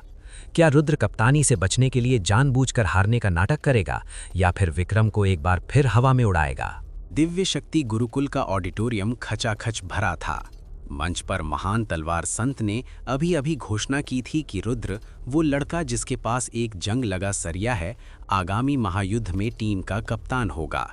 पूरे हॉल में सन्नाटा था। फिर अचानक विक्रम की चीख गूंजी, नहीं, ये अन्याय है, ये लड़का तो ठीक से खड़ा भी नहीं हो सकता, ये कप्तान क्या बनेगा? विक्रम मंच पर चढ़ गया। उसने अपना सुनहरा भाला स्पीयर रुद्र की तरफ तान दिया। रुद्र, मैं तुझे द्वंद्व के लिए चुनौती देता हूं। अगर तू जीत गया तो तू कप्तान, अगर मैं जीता तो तू मेरा नौकर बनेगा और मेरे जूते साफ करेगा। रुद्र ने एक गहरी सांस ली। यार, ये विक्रम कभी थकता नहीं है क्या? रुद्र ने सोचा। रुद्र ने माइक लिया और कहा, विक्रम भाई, मुझे कप्तान बनने का कोई शौक नहीं है। ये लो, तुम बन जाओ कप्तान, मुझे बस कैंटीन का पास चाहिए। रुद्र मुड़ा और मंच से नीचे उतरने लगा, लेकिन तलवार संत ने अपना रास्ता रोक लिया। कहाँ जा रहे हो वत्स? एक योद्धा कभी पीठ दिखाकर नहीं भागता। रुद्र फंस गया। एक तरफ विक्रम, दूसरी तरफ तलवार संत। रुद्र ने एक प्लान सोचा। ठीक है, रुद्र ने विक्रम से कहा, मैं लड़ने को तैयार हूं, लेकिन मेरा हथियार, ये जंग लगा सरिया, ये बहुत भारी है। अगर तुम इसे सिर्फ 10 सेकंड के लिए उठा सको तो मैं मान लूंगा कि तुम मुझसे ज़्यादा ताकतवर हो और कप्तानी तुम्हारी। विक्रम हंसा। बस इतना सा काम, ये कबाड़ का टुकड़ा तो मैं अपनी छोटी उंगली पर उठा लूंगा। विक्रम ने अपना भाला फेंका और रुद्र के पास आया। रुद्र ने वो सरिया विक्रम की तरफ बढ़ाया। जैसे ही रुद्र ने उसे छोड़ा, उसने उस सरिये का वजन सील हटा दिया। अब वो सरिया वापस 10 लाख किलो का हो गया था। विक्रम ने बड़े स्टाइल में एक हाथ से उसे पकड़ा। ला इधर। जैसे ही विक्रम के हाथ ने सरिये को छुआ, धड़ाम! सरिया सीधा जमीन को फोड़ते हुए नीचे गिरा और उसके साथ विक्रम का हाथ भी नीचे खिंच गया। विक्रम का पूरा शरीर झुक गया, उसका चेहरा जमीन से चिपक गया। मेरी उंगलियां, ये क्या है? ये जमीन से चिपक गया है क्या? विक्रम पूरी ताकत लगा रहा था। उसका चेहरा लाल, फिर नीला, फिर बैंगनी हो गया। उसकी नसें फट रही थीं, लेकिन सरिया 1 मिलीमीटर भी नहीं हिला। रुद्र ने पास खड़े होकर कहा, अरे विक्रम भाई, क्या हुआ? सुबह बादाम नहीं खाए थे क्या? उठाओ ना, सब देख रहे हैं। भीड़ हंसने लगी। देखो, विक्रम से एक डंडा नहीं उठ रहा। और ये कप्तान बनेगा? तलवार संत मुस्कुराए। उन्हें पता था रुद्र क्या कर रहा है। समय समाप्त, तलवार संत ने कहा। विक्रम असफल रहा, रुद्र ही कप्तान रहेगा। रुद्र ने बहुत ही आसानी से, जैसे वो रुई उठा रहा हो, सरिये को उठाया और कंधे पर रख लिया। सॉरी विक्रम भाई, लगता है ये सरिया सिर्फ मुझे पसंद करता है। विक्रम जमीन पर पड़ा अपनी उंगलियां सहला रहा था। उसकी कप्तानी का सपना चकनाचूर हो गया था। सीन 2, टीम का गठन। टीम के 5 सदस्य चुने जाने थे। रुद्र कप्तान, रिया उप कप्तान क्योंकि वो सबसे समझदार थी, विक्रम क्योंकि उसके पिता ने स्कूल को डोनेशन दिया था, जोरावर आग वाला लड़का ताकत के लिए। अब 5वें सदस्य की जगह खाली थी। रुद्र ने हाथ उठाया। सर, क्या मैं 5वां सदस्य चुन सकता हूं? तलवार संत, हाँ, किसे चुनना चाहते हो? रुद्र ने अपनी जेब से नागेश सांप को निकाला और उसे जमीन पर छोड़ा। नागेश ने तुरंत अपना रूप बदला और एक दुबले पतले इंसान के रूप में आ गया, लेकिन उसने स्कूल की यूनिफॉर्म उल्टी पहनी थी, पैंट सिर पर और शर्ट पैरों में। पूरी क्लास हंसने लगी। रुद्र ने माथा पीटा। नागेश, इंसान बनना सिखाया था, जोकर बनना नहीं। नागेश ने जल्दी से अपने कपड़े ठीक किए, जादू से। प्रणाम, मेरा नाम नागेश है, मैं ट्रांसफ़र स्टूडेंट हूँ। मेरी खासियत है मैं बहुत तेज़ भाग सकता हूँ जब डर लगता है। प्रिंसिपल ने कहा। ठीक है, टीम पूरी हुई। रुद्र, रिया, विक्रम, जोरावर और नागेश। सीन 3, जादुई ट्रेनिंग रूम। तलवार संत टीम को एक गुप्त कमरे में ले गए। ये काल कक्ष है, संत ने कहा। यहाँ का 1 घंटा बाहर के 1 मिनट के बराबर है। तुम लोग यहाँ 1 महीने तक ट्रेनिंग करोगे। विक्रम खुश हो गया। वाह, 1 महीना, मतलब 1 महीने तक मैं 6 पैक एब्स बना लूँगा। रुद्र उदास हो गया। 1 महीना, मतलब 1 महीने तक नूडल्स नहीं मिलेंगे। दरवाज़ा बंद हुआ। ट्रेनिंग शुरू हुई। तलवार संत ने कहा, सबसे पहले ध्यान करो, अपनी आंतरिक ऊर्जा को महसूस करो। सब जमीन पर बैठ गए। रिया, विक्रम और जोरावर बहुत गंभीरता से ध्यान कर रहे थे। उनके चारों तरफ अलग अलग रंग की ऊर्जा यानी एनर्जी चमक रही थी। नागेश एक कोने में सो गया था और सपने में मेंढक पकड़ रहा था। रुद्र भी आंखें बंद करके बैठा था। तलवार संत रुद्र के पास गए। उन्हें लगा रुद्र बहुत गहरी तपस्या में है। रुद्र के शरीर से कोई ऊर्जा नहीं निकल रही थी, एकदम सन्नाटा था। संत ने सोचा, अद्भुत, ये लड़का अपनी ऊर्जा को पूरी तरह छिपाना जानता है। इसे कहते हैं शून्य अवस्था, स्टेट ऑफ वॉइड। लेकिन असलियत में रुद्र अपने दिमाग के अंदर अपनी पसंदीदा वेब सीरीज का पिछला एपिसोड याद कर रहा था। यार, उस एपिसोड में विलन ने हीरो को क्यों नहीं मारा, कितना बोरिंग था। अचानक कमरे की मशीनें बीप करने लगीं। चेतावनी, चेतावनी, ऊर्जा स्तर सीमा से पार। तलवार संत चौंक गए। किसकी ऊर्जा बढ़ रही है? उन्होंने देखा कि रुद्र के शरीर से एक हल्की सुनहरी रोशनी निकल रही है। रुद्र को नींद आ रही थी और वो गलती से अपनी दिव्य शक्ति लीक कर रहा था। वो रोशनी इतनी तेज हुई कि कमरे की दीवारों में दरारें पड़ने लगीं। विक्रम और जोरावर हवा में उड़ने लगे क्योंकि गुरुत्वाकर्षण खत्म हो गया था। बचाओ, मैं उड़ रहा हूँ, विक्रम चिल्लाया। तलवार संत घबरा गए। ये लड़का तो पूरा कमरा उड़ा देगा। संत ने जोर से चिल्लाया, रुद्र जाग जाओ, लंच ब्रेक हो गया। लंच शब्द सुनते ही रुद्र की आंखें पट से खुलीं। सारी ऊर्जा तुरंत गायब हो गई। विक्रम और जोरावर धड़ाम से जमीन पर गिरे। दीवारों की दरारें रुक गईं। रुद्र ने इधर उधर देखा। लंच क्या बना है, राजमा चावल? तलवार संत ने पसीना पोंछा। हाँ, जाओ खा लो, आज की ट्रेनिंग खत्म। मन में, इससे ट्रेनिंग कराना मौत को दावत देना है। टीम बाहर निकली। रिया रुद्र के पास आई। रुद्र, अभी अंदर क्या हुआ था, तुम चमक रहे थे। मैं नहीं रिया, मैंने नया बॉडी लोशन लगाया है, ग्लोइंग स्किन के लिए। रिया ने उसे घूरा। तुम्हारे बहाने दिन ब दिन और बेकार होते जा रहे हैं। शाम को रुद्र अपने रूम 404 में वापस आया। तभी उसकी खिड़की पर एक काला कबूतर आया। उसकी आंखें लाल थीं। ये कबूतर दानव एकेडमी से आया था। उसके पैर में एक चिट्ठी बंधी थी। रुद्र ने चिट्ठी खोली। उसमें लिखा था, रुद्र, तुमने मेरे भाई तक्षक को हराया, अब मैं आ रहा हूँ। मैं तक्षक नहीं हूँ, मैं उसका बड़ा भाई हूँ, कालिया। मैं टूर्नामेंट में नहीं बल्कि तुम्हारे हॉस्टल में आ रहा हूँ। अभी अपनी खिड़की से बाहर देखो। रुद्र ने खिड़की से बाहर देखा। हॉस्टल के नीचे मैदान में एक अकेला आदमी खड़ा था। उसने सिर्फ एक धोती पहनी थी और उसका शरीर लोहे जैसा काला था। उसके चारों ओर जहरीले सांप रेंग रहे थे। कालिया ने ऊपर रुद्र की तरफ देखा और मुस्कुराया। उसने अपना हाथ उठाया और एक विशालकाय अजगर को समन किया, जो सीधा रुद्र की खिड़की की तरफ बढ़ा। रुद्र ने शेरू को देखा। शेरू, मेहमान आए हैं और इस बार वो बहुत बड़े हैं। टिंगू 3 सिर वाला पिल्ला खिड़की पर जाकर भौंका। भौंक छोटा सा। अजगर रुका नहीं। क्या रुद्र इस जहरीले हमले को रोक पाएगा या हॉस्टल का रूम 404 आज सच में शापित हो जाएगा? रात का सन्नाटा एक बार फिर टूटने वाला था। हॉस्टल के नीचे खड़ा कालिया, दानव तक्षक का बड़ा भाई, अपनी काली शक्तियों का प्रदर्शन कर रहा था। उसने एक विशालकाय जहरीले अजगर को रुद्र की खिड़की की तरफ भेजा था। वो अजगर किसी बुलेट ट्रेन की रफ्तार से ऊपर चढ़ा और सीधा रूम 404 की खिड़की से टकराया। छनन! कांच टूटने की आवाज। खिड़की का कांच टूटकर बिखर गया। अजगर का बड़ा सा सिर कमरे के अंदर घुस आया। वो फुफकार रहा था और उसकी जीभ रुद्र को ढूंढ रही थी। रुद्र अपने बिस्तर पर बैठा था। यार, अभी कल ही तो कांच बदला था, रुद्र ने दुखी होकर कहा।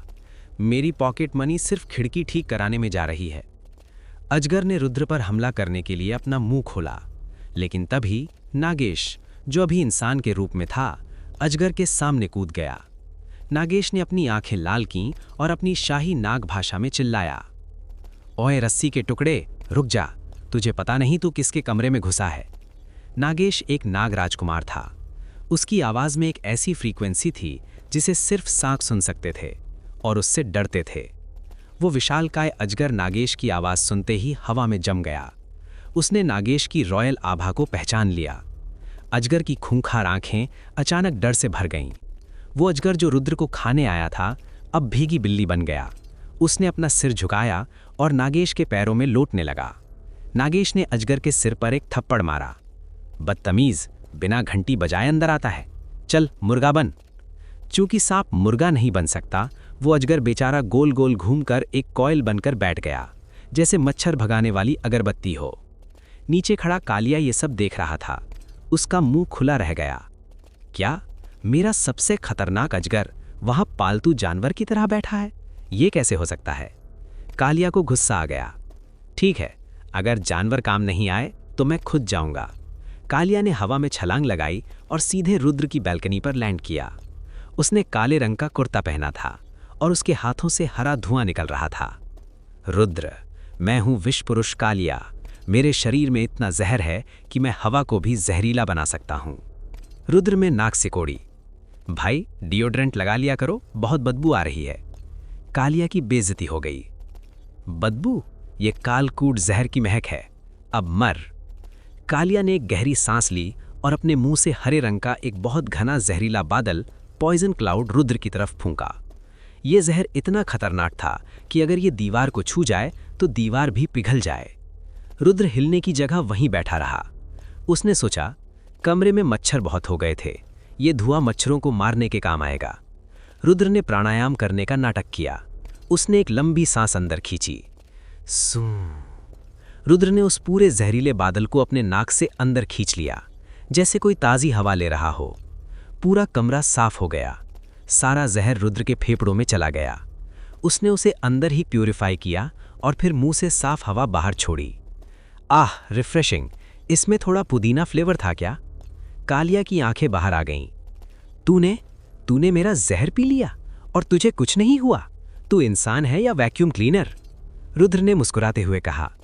तुम्हारे जहर में दम नहीं है कालिया भाई, अब मेरी बारी। मैं तुम्हें अपना स्पेशल इत्र सुंघाता हूं। रुद्र ने अपनी जेब से एक छोटी सी शीशी निकाली जिसमें असल में नागेश का थोड़ा सा सम्मोहन द्रव था। रुद्र ने उसे कालिया के चेहरे पर स्प्रे कर दिया। फुस फुस। जैसे ही वो स्प्रे कालिया की नाक में गया, कालिया का दिमाग घूम गया। कालिया का गुस्सा गायब हो गया। उसकी आंखों में दिल बन गए। उसे अचानक लगने लगा कि वो किसी बॉलीवुड फिल्म का हीरो है और डीजी बज रहा है। कालिया बैल्कनी पर खड़ा हो गया और जोर जोर से नाचने लगा। मैं नागिन नागिन नागिन, नाच नचा दे। कालिया ने अपना कुर्ता फाड़ दिया और बैल्कनी की रेलिंग पर चढ़कर नागिन डांस करने लगा। वो जमीन पर लोट लोट कर नाच रहा था। रुद्र, नागेश, शेरू और टिंगू पिल्ला बैठकर तमाशा देख रहे थे। रुद्र, वाह क्या स्टेप्स है, इसे तो नजबलिए में भेजना चाहिए। लेकिन शोर बहुत ज्यादा हो गया था। नीचे से वार्डन हिडिंबा की नींद खुल गई। हिडिंबा अपना डंडा लेकर बाहर आई। कौन है? कौन रात को शोर मचा रहा है? उसने ऊपर देखा। रूम 404 की बैल्कनी पर एक आदमी, कालिया, लोट लोट कर नागिन डांस कर रहा था और गाना गा रहा था। हिडिंबा का पारा 7वें आसमान पर पहुंच गया। मेरे हॉस्टल में ये अश्लीलता, रुक तुझे बताती हूं। हिडिंबा ने हवा में छलांग लगाई और सीधे बैल्कनी पर पहुंची। उसने नाचते हुए कालिया को कान से पकड़ा। नाचेगा हैं? अभी नचाती हूं तुझे। हिडिंबा ने कालिया को उठाया और फुटबॉल की तरह हॉस्टल के बाहर फेंक दिया। धड़ाम! कालिया दूर जंगल में जाकर गिरा, लेकिन गिरते गिरते भी वो गा रहा था, नाचूं आज झम झम झम। हिडिंबा ने रुद्र को घूरा। रुद्र, ये डांसर कौन था? रुद्र ने मासूमियत से कहा, मैम ये कोई शराबी था, चढ़ गया था। मैंने तो उसे भगाने की कोशिश की, पर वो मुझे भी नचाने लगा। हिडिंबा ने चेतावनी दी, अगली बार अगर तुम्हारे कमरे के आसपास कोई भी नाचा तो मैं तुम्हारे पैरों में घुंघरू बांध दूंगी। सीन, अगला दिन, टूर्नामेंट का आगाज। अगली सुबह दिव्य शक्ति गुरुकुल का विशाल स्टेडियम तैयार था। आज महायुद्ध का पहला दिन था। स्टेडियम में अलग अलग स्कूलों की टीमें आई थीं। रुद्र की टीम द वॉरियर्स एक कोने में खड़ी थी। रुद्र, रिया, विक्रम, जोरावर और नागेश सबने स्कूल के ट्रैक सूट पहने थे, सिवाय रुद्र के, जो अपने पायजामे में ही आ गया था। ऊपर से जर्सी पहन ली थी। उद्घोषक ने चिल्लाकर कहा, पहला मुकाबला Divya Shakti Gurukul versus Techno Magic Institute. सामने वाली टीम बहुत ही अजीब थी। वे इंसान कम और मशीन ज़्यादा लग रहे थे। उनके शरीरों में तार जुड़े थे, आंखों पर डिजिटल चश्मे थे और हाथों में लेज़र गन थीं। उनका कप्तान एक लड़का था, साइबर। उसका आधा दिमाग कंप्यूटर का था। Match 1, Zorawar versus RoboX. Zorawar मैदान में उतरा। सामने एक 7 फीट का रोबोट था।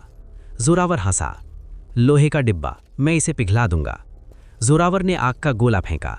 रोबोट ने अपनी आंखों से उस गोले को स्कैन किया। विश्लेषण पूर्ण। तापमान 1200 डिग्री।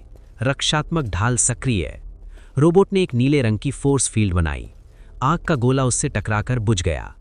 जोरावर हैरान रह गया। क्या? रोबोट ने अपना हाथ आगे किया। उसका हाथ एक मशीन गन में बदल गया। तड़ तड़ तड़ तड़।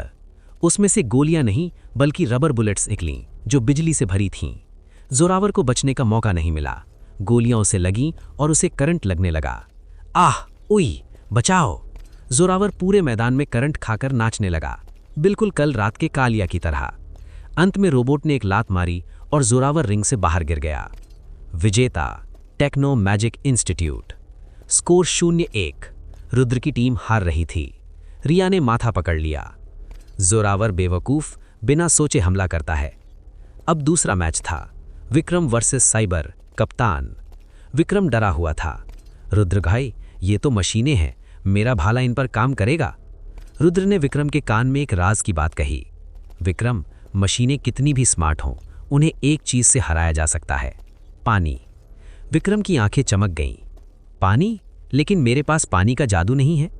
रुद्र ने चुपके से विक्रम की जेब में एक पानी का गुब्बारा डाल दिया, जिसे रुद्र ने जादुई रूप से बनाया था। जब मौका मिले इसे फोड़ देना। विक्रम मैदान में गया। साइबर ने अपनी डिजिटल आंखों से विक्रम को स्कैन किया। खतरा स्तर 0.1%। तुम बहुत कमजोर हो। विक्रम को गुस्सा आ गया। कमजोर किसको बोला बे? मैं गोल्ड मेंबर हूं। विक्रम दौड़ा। साइबर ने लेजर बीम छोड़ी। विक्रम झुककर खुद को बचाया और रुद्र का दिया हुआ पानी का गुब्बारा साइबर के चेहरे पर दे मारा। छपाक! साइबर का चेहरा गीला हो गया। पानी उसके डिजिटल चश्मे और कानों के अंदर चला गया। त्रुटि, त्रुटि, पानी का पता चला। System short circuit. बज। साइबर का सिर हिलने लगा। उसमें से धुआं निकलने लगा।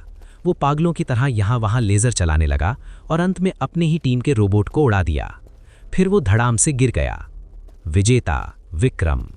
भीड़ चिल्लाई। विक्रम ने हाथ हिलाया। देखा, दिमाग, इसे कहते हैं दिमाग। हालांकि उसने रुद्र का आइडिया चुराया था। स्कोर 1-1। अब निर्णायक मैच था, रुद्र वर्सेस नैनोबॉट। सामने वाली टीम का आखिरी खिलाड़ी मैदान में आया, लेकिन मैदान खाली था, वहां कोई नहीं था। रेफरी भी हैरान था, खिलाड़ी कहाँ है? तभी स्पीकर से आवाज आई, मैं यहां हूं, मैं अदृश्य हूं, मैं सूक्ष्म हूं, मैं नैनोबॉट हूं। ये खिलाड़ी मक्खी से भी छोटा था। वो नंगी आंखों से नहीं दिखता था। वो किसी के भी नाक या कान में घुसकर उसे अंदर से हरा सकता था। रुद्र बीच मैदान में खड़ा था।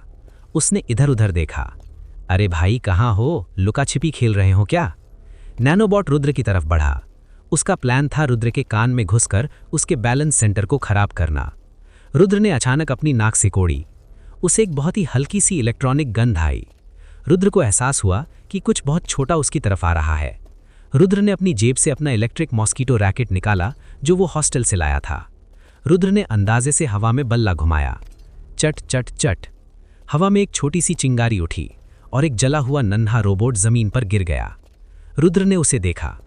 ओह सॉरी, मुझे लगा मच्छर है। क्या ये तुम्हारा खिलाड़ी था? पूरा स्टेडियम सन्नाटे में आ गया।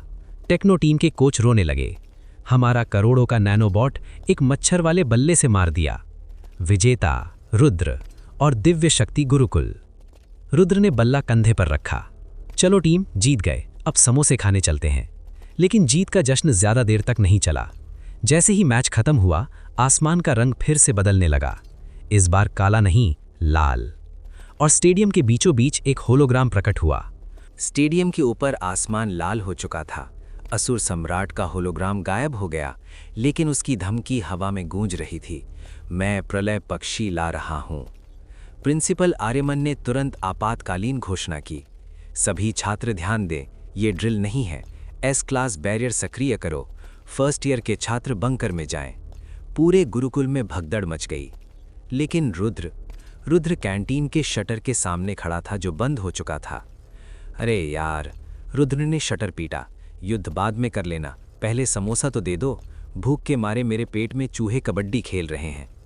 तभी आसमान से एक तेज सीटी जैसी आवाज आई। सबने ऊपर देखा। एक विशालकाय आग का गोला बादलों को चीरता हुआ नीचे आ रहा था। ये सीधा स्टेडियम के बीचों बीच गिरा। धड़ाम। धूल और भाप का गुबार उठा। जब सब साफ हुआ तो वहां कोई पक्षी नहीं था। वहां एक विशालकाय अंडा था। ये अंडा एक 2 मंजिला घर जितना बड़ा था। इसका रंग लाल था और इस पर काली नसें धड़क रही थीं। अंडे से इतनी गर्मी निकल रही थी कि आसपास की घास जलकर राख हो गई। विक्रम ने अपनी नाक ढकी। उफ, ये तो उबलते हुए ज्वालामुखी जैसा है। प्रिंसिपल आर्यमन का चेहरा पीला पड़ गया। ये प्रलय पक्षी का अंडा है। शास्त्रों के अनुसार जब ये अंडा फूटेगा तो इसमें से जो पक्षी निकलेगा उसकी पहली चीख से ही पूरा गुरुकुल जल जाएगा। हमारे पास इसे रोकने के लिए सिर्फ 10 मिनट हैं। जोरावर यानी आग वाला लड़का आगे आया। मैं इसे फोड़ दूंगा, आग से आग को काटते हैं। जोरावर ने अपनी कुल्हाड़ी उठाई और पूरी ताकत से अंडे पर दे मारी। टन। कुल्हाड़ी अंडे से टकराकर वापस उछली और जोरावर के माथे पर लगी। आह, मेरा सिर! जोरावर गिर पड़ा। अंडे पर खरोच भी नहीं आई। रिया ने कोशिश की। मैं इसे जमा देती हूँ। उसने आइस बीम छोड़ी। बर्फ अंडे पर लगी, लेकिन अंडे की गर्मी ने उसे तुरंत भाप बना दिया। ये काम नहीं कर रहा, रिया चिल्लाई। अंडे के अंदर से धड़कन की आवाज़ तेज हो गई। धक धक धक धक। अंडे में दरारें पड़ने लगीं। अंदर से एक भयानक खूनी लाल रोशनी बाहर आने लगी। भीड़ चिल्लाई, भागो, ये फूटने वाला है। रुद्र भीड़ के पीछे खड़ा होकर उस अंडे को देख रहा था। उसकी आंखों में डर नहीं बल्कि भूख थी। रुद्र ने मन में सोचा, इतना बड़ा अंडा, अगर इसका ऑमलेट बनाया जाए तो पूरा हॉस्टल 1 महीने तक खा सकता है, और अगर उबाला जाए तो नमक मिर्च लगाकर मज़ा आ जाएगा। रुद्र के कंधे पर बैठे नागेश ने जीभ लपकाई। स्वामी, मुझे तो ये शाही टुकड़ा लग रहा है, क्या हम इसे खा सकते हैं? रुद्र ने कहा, नागेश, ये फटने वाला है, हमें इसे ठंडा करना होगा, लेकिन सबके सामने नहीं। रुद्र ने अपनी जेब में हाथ डाला। वहाँ टिंगू यानी 3 सिर वाला पिल्ला सो रहा था। रुद्र ने टिंगू को बाहर निकाला। टिंगू, जा सिमरन, मेरा मतलब जा और उस अंडे को संभाल। टिंगू ने अपनी 3 जोड़ी आंखों से उस विशालकाय अंडे को देखा। चूंकि टिंगू एक नरक शिकारी था, हेलहाउंड, तो उसे आग और गर्मी बहुत पसंद थी। उसे लगा कि वो अंडा एक बड़ी गर्म गेंद है जिससे खेलना है। रुद्र ने धीरे से टिंगू को ज़मीन पर छोड़ा और उसे एक हल्का सा धक्का दिया। टिंगू अपनी छोटी छोटी टांगों से दौड़ता हुआ उस भयानक धधकते हुए अंडे के पास पहुंचा। सब लोग चिल्लाए, अरे देखो, वो छोटा पिल्ला वहाँ क्यों जा रहा है, वो जल जाएगा। रिया ने पहचान लिया, ये तो रुद्र के कमरे वाला कुत्ता है। टिंगू अंडे के पास पहुंचा। अंडा फूटने ही वाला था। अंदर से एक चोंच बाहर निकली और एक चीख गूंजी, क्री। लेकिन तभी टिंगू ने अपना मुंह खोला। उसका मुंह अचानक बड़ा हो गया, बिल्कुल कार्टून जैसा, और टिंगू ने उस अंडे से निकल रही सारी प्रलय अग्नि को चूसना शुरू कर दिया। जैसे हम स्ट्रॉ से कोल्ड ड्रिंक पीते हैं, वैसे ही टिंगू ने अंडे की सारी आग और ऊर्जा को अपने अंदर खींच लिया। अंडा जो लाल चमक रहा था वो धीरे धीरे काला पड़ने लगा। उसकी गर्मी खत्म हो गई और अंत में टिंगू ने एक जोरदार डकार ली। बुर्र, तीनों सिरों से एक साथ। अंडा अब पूरी तरह ठंडा हो चुका था। वो अब बस एक पत्थर का खोल रह गया था। अंदर जो पक्षी था वो ऊर्जा के बिना विकसित ही नहीं हो पाया। टिंगू ने उस ठंडे अंडे पर अपनी एक टांग उठाई और सूसू कर दिया। उसने अपना इलाका मार्क कर दिया। पूरा स्टेडियम सन्नाटे में था। प्रिंसिपल आर्यमन, विनाशक जो अभी होश में आया था, और असुर सम्राट जो होलोग्राम में देख रहा था, सबकी बोलती बंद थी। असुर सम्राट चिल्लाया, क्या मेरे प्रलय पक्षी को एक पिल्ले ने चूस लिया और उस पर सूसू कर दिया? ये अपमान है। रुद्र भीड़ के बीच से चिल्लाया, अरे वाह, शेरू के छोटे भाई ने कमाल कर दिया, ये कुत्ता फायर प्रूफ है। प्रिंसिपल आर्यमन दौड़कर टिंगू के पास आए। ये कोई साधारण कुत्ता नहीं है, इसने प्रलय को रोक दिया। आर्यमन ने रुद्र को देखा। रुद्र, ये तुम्हारा है? रुद्र ने कहा, जी सर, ये सड़क से उठाया था, बहुत भूख लगती है इसे। तभी वो ठंडा पड़ा अंडा पूरी तरह टूट गया और उसके अंदर से एक पक्षी निकला। लेकिन ये विशालकाय प्रलय पक्षी नहीं था। ऊर्जा की कमी के कारण वो सिकुड़ गया था। अब वो एक मोटा लाल रंग का मुर्गा लग रहा था। वो मुर्गा बाहर आया और उसने बांग दी, कुक्कुडू कू। टिंगू पिल्ला उस मुर्गे को देखकर खुश हो गया। वो उसे दौड़ाने लगा। मुर्गा जान बचाकर भाग रहा था और टिंगू उसके पीछे पीछे। ये दृश्य किसी प्रलय का नहीं बल्कि टॉम एंड जेरी के एपिसोड का लग रहा था। रुद्र ने मन में सोचा, चलो डिनर का इंतजाम भी हो गया और दुनिया भी बच गई। असुर सम्राट का होलोग्राम गुस्से से लाल हो गया। रुद्र, मुझे पता है ये तू है। तूने मेरे पक्षी को मुर्गा बना दिया। अब मैं अपनी पूरी सेना भेजूंगा। असुर सेना तैयार हो रही है। कल गुरुकुल की जमीन खून से लाल होगी। होलोग्राम बंद हो गया। माहौल गंभीर हो गया। अब ये सिर्फ टूर्नामेंट नहीं था, अब ये एक असली युद्ध था। प्रिंसिपल आर्यमन ने कहा, छात्रों, अब हमारे पास समय नहीं है। हमें प्राचीन हथियार जगाने होंगे और हमें एक लीडर चाहिए। सबकी नज़रें रुद्र पर थीं। रुद्र ने इधर उधर देखा। अरे मेरे पीछे क्या देख रहे हो? रिया आगे आई। रुद्र, अब नाटक बंद करो। असुर सम्राट तुम्हारे पीछे है। अगर तुमने नहीं लड़ा तो हम सब मारे जाएंगे। रुद्र ने एक गहरी सांस ली। यार, मैं तो बस एक शांतिपूर्ण जीवन जीना चाहता था, लेकिन ये असुर लोग नूडल्स खाने भी नहीं देते। रुद्र ने अपनी जेब से वो जंग लगा सरिया निकाला। उसने सरिये को जमीन पर एक बार पटका। धूम! एक सुनहरी तरंग पूरे गुरुकुल में फैल गई। रुद्र की आवाज बदल गई। अब उसमें आलस नहीं बल्कि एक राजा का आदेश था। ठीक है, अगर उन्हें युद्ध चाहिए तो हम उन्हें युद्ध देंगे, लेकिन मेरी एक शर्त है। प्रिंसिपल, क्या शर्त है? रुद्र, युद्ध के बाद मुझे कैंटीन की चाबी चाहिए, पर्सनल यूज के लिए। प्रिंसिपल ने मुस्कुराते हुए कहा, मंजूर है। रुद्र ने अपनी टीम की तरफ देखा। रिया, विक्रम, जोरावर, नागेश, शेरू और टिंगू। कल सुबह हम असुर लोक पर धावा बोलेंगे। वे हम पर हमला करें उससे पहले हम उनके घर में घुसकर उन्हें मारेंगे। विक्रम चिल्लाया, हाँ, हम मारेंगे। लेकिन मैं रुद्र के पीछे रहूंगा। लेकिन रुद्र को नहीं पता था कि असुर सम्राट के पास एक ब्रह्मास्त्र है, एक ऐसा इंसान जो रुद्र का बहुत करीबी है और जिसे असुरों ने अपने वश में कर लिया है। वो कौन है? क्या वो रुद्र के पिता हैं या कोई पुराना दोस्त? युद्ध का शंखनाद हो चुका है। दिव्य शक्ति गुरुकुल बनाम असुर सेना। अगर आपको ये वीडियो पसंद आई हो तो लाइक ज़रूर करें और ऐसी ही दमदार कहानियों के लिए एस वीडियोस चैनल को सब्सक्राइब करें। मिलते हैं अगली वीडियो में एक नई और ज़बरदस्त कहानी के साथ।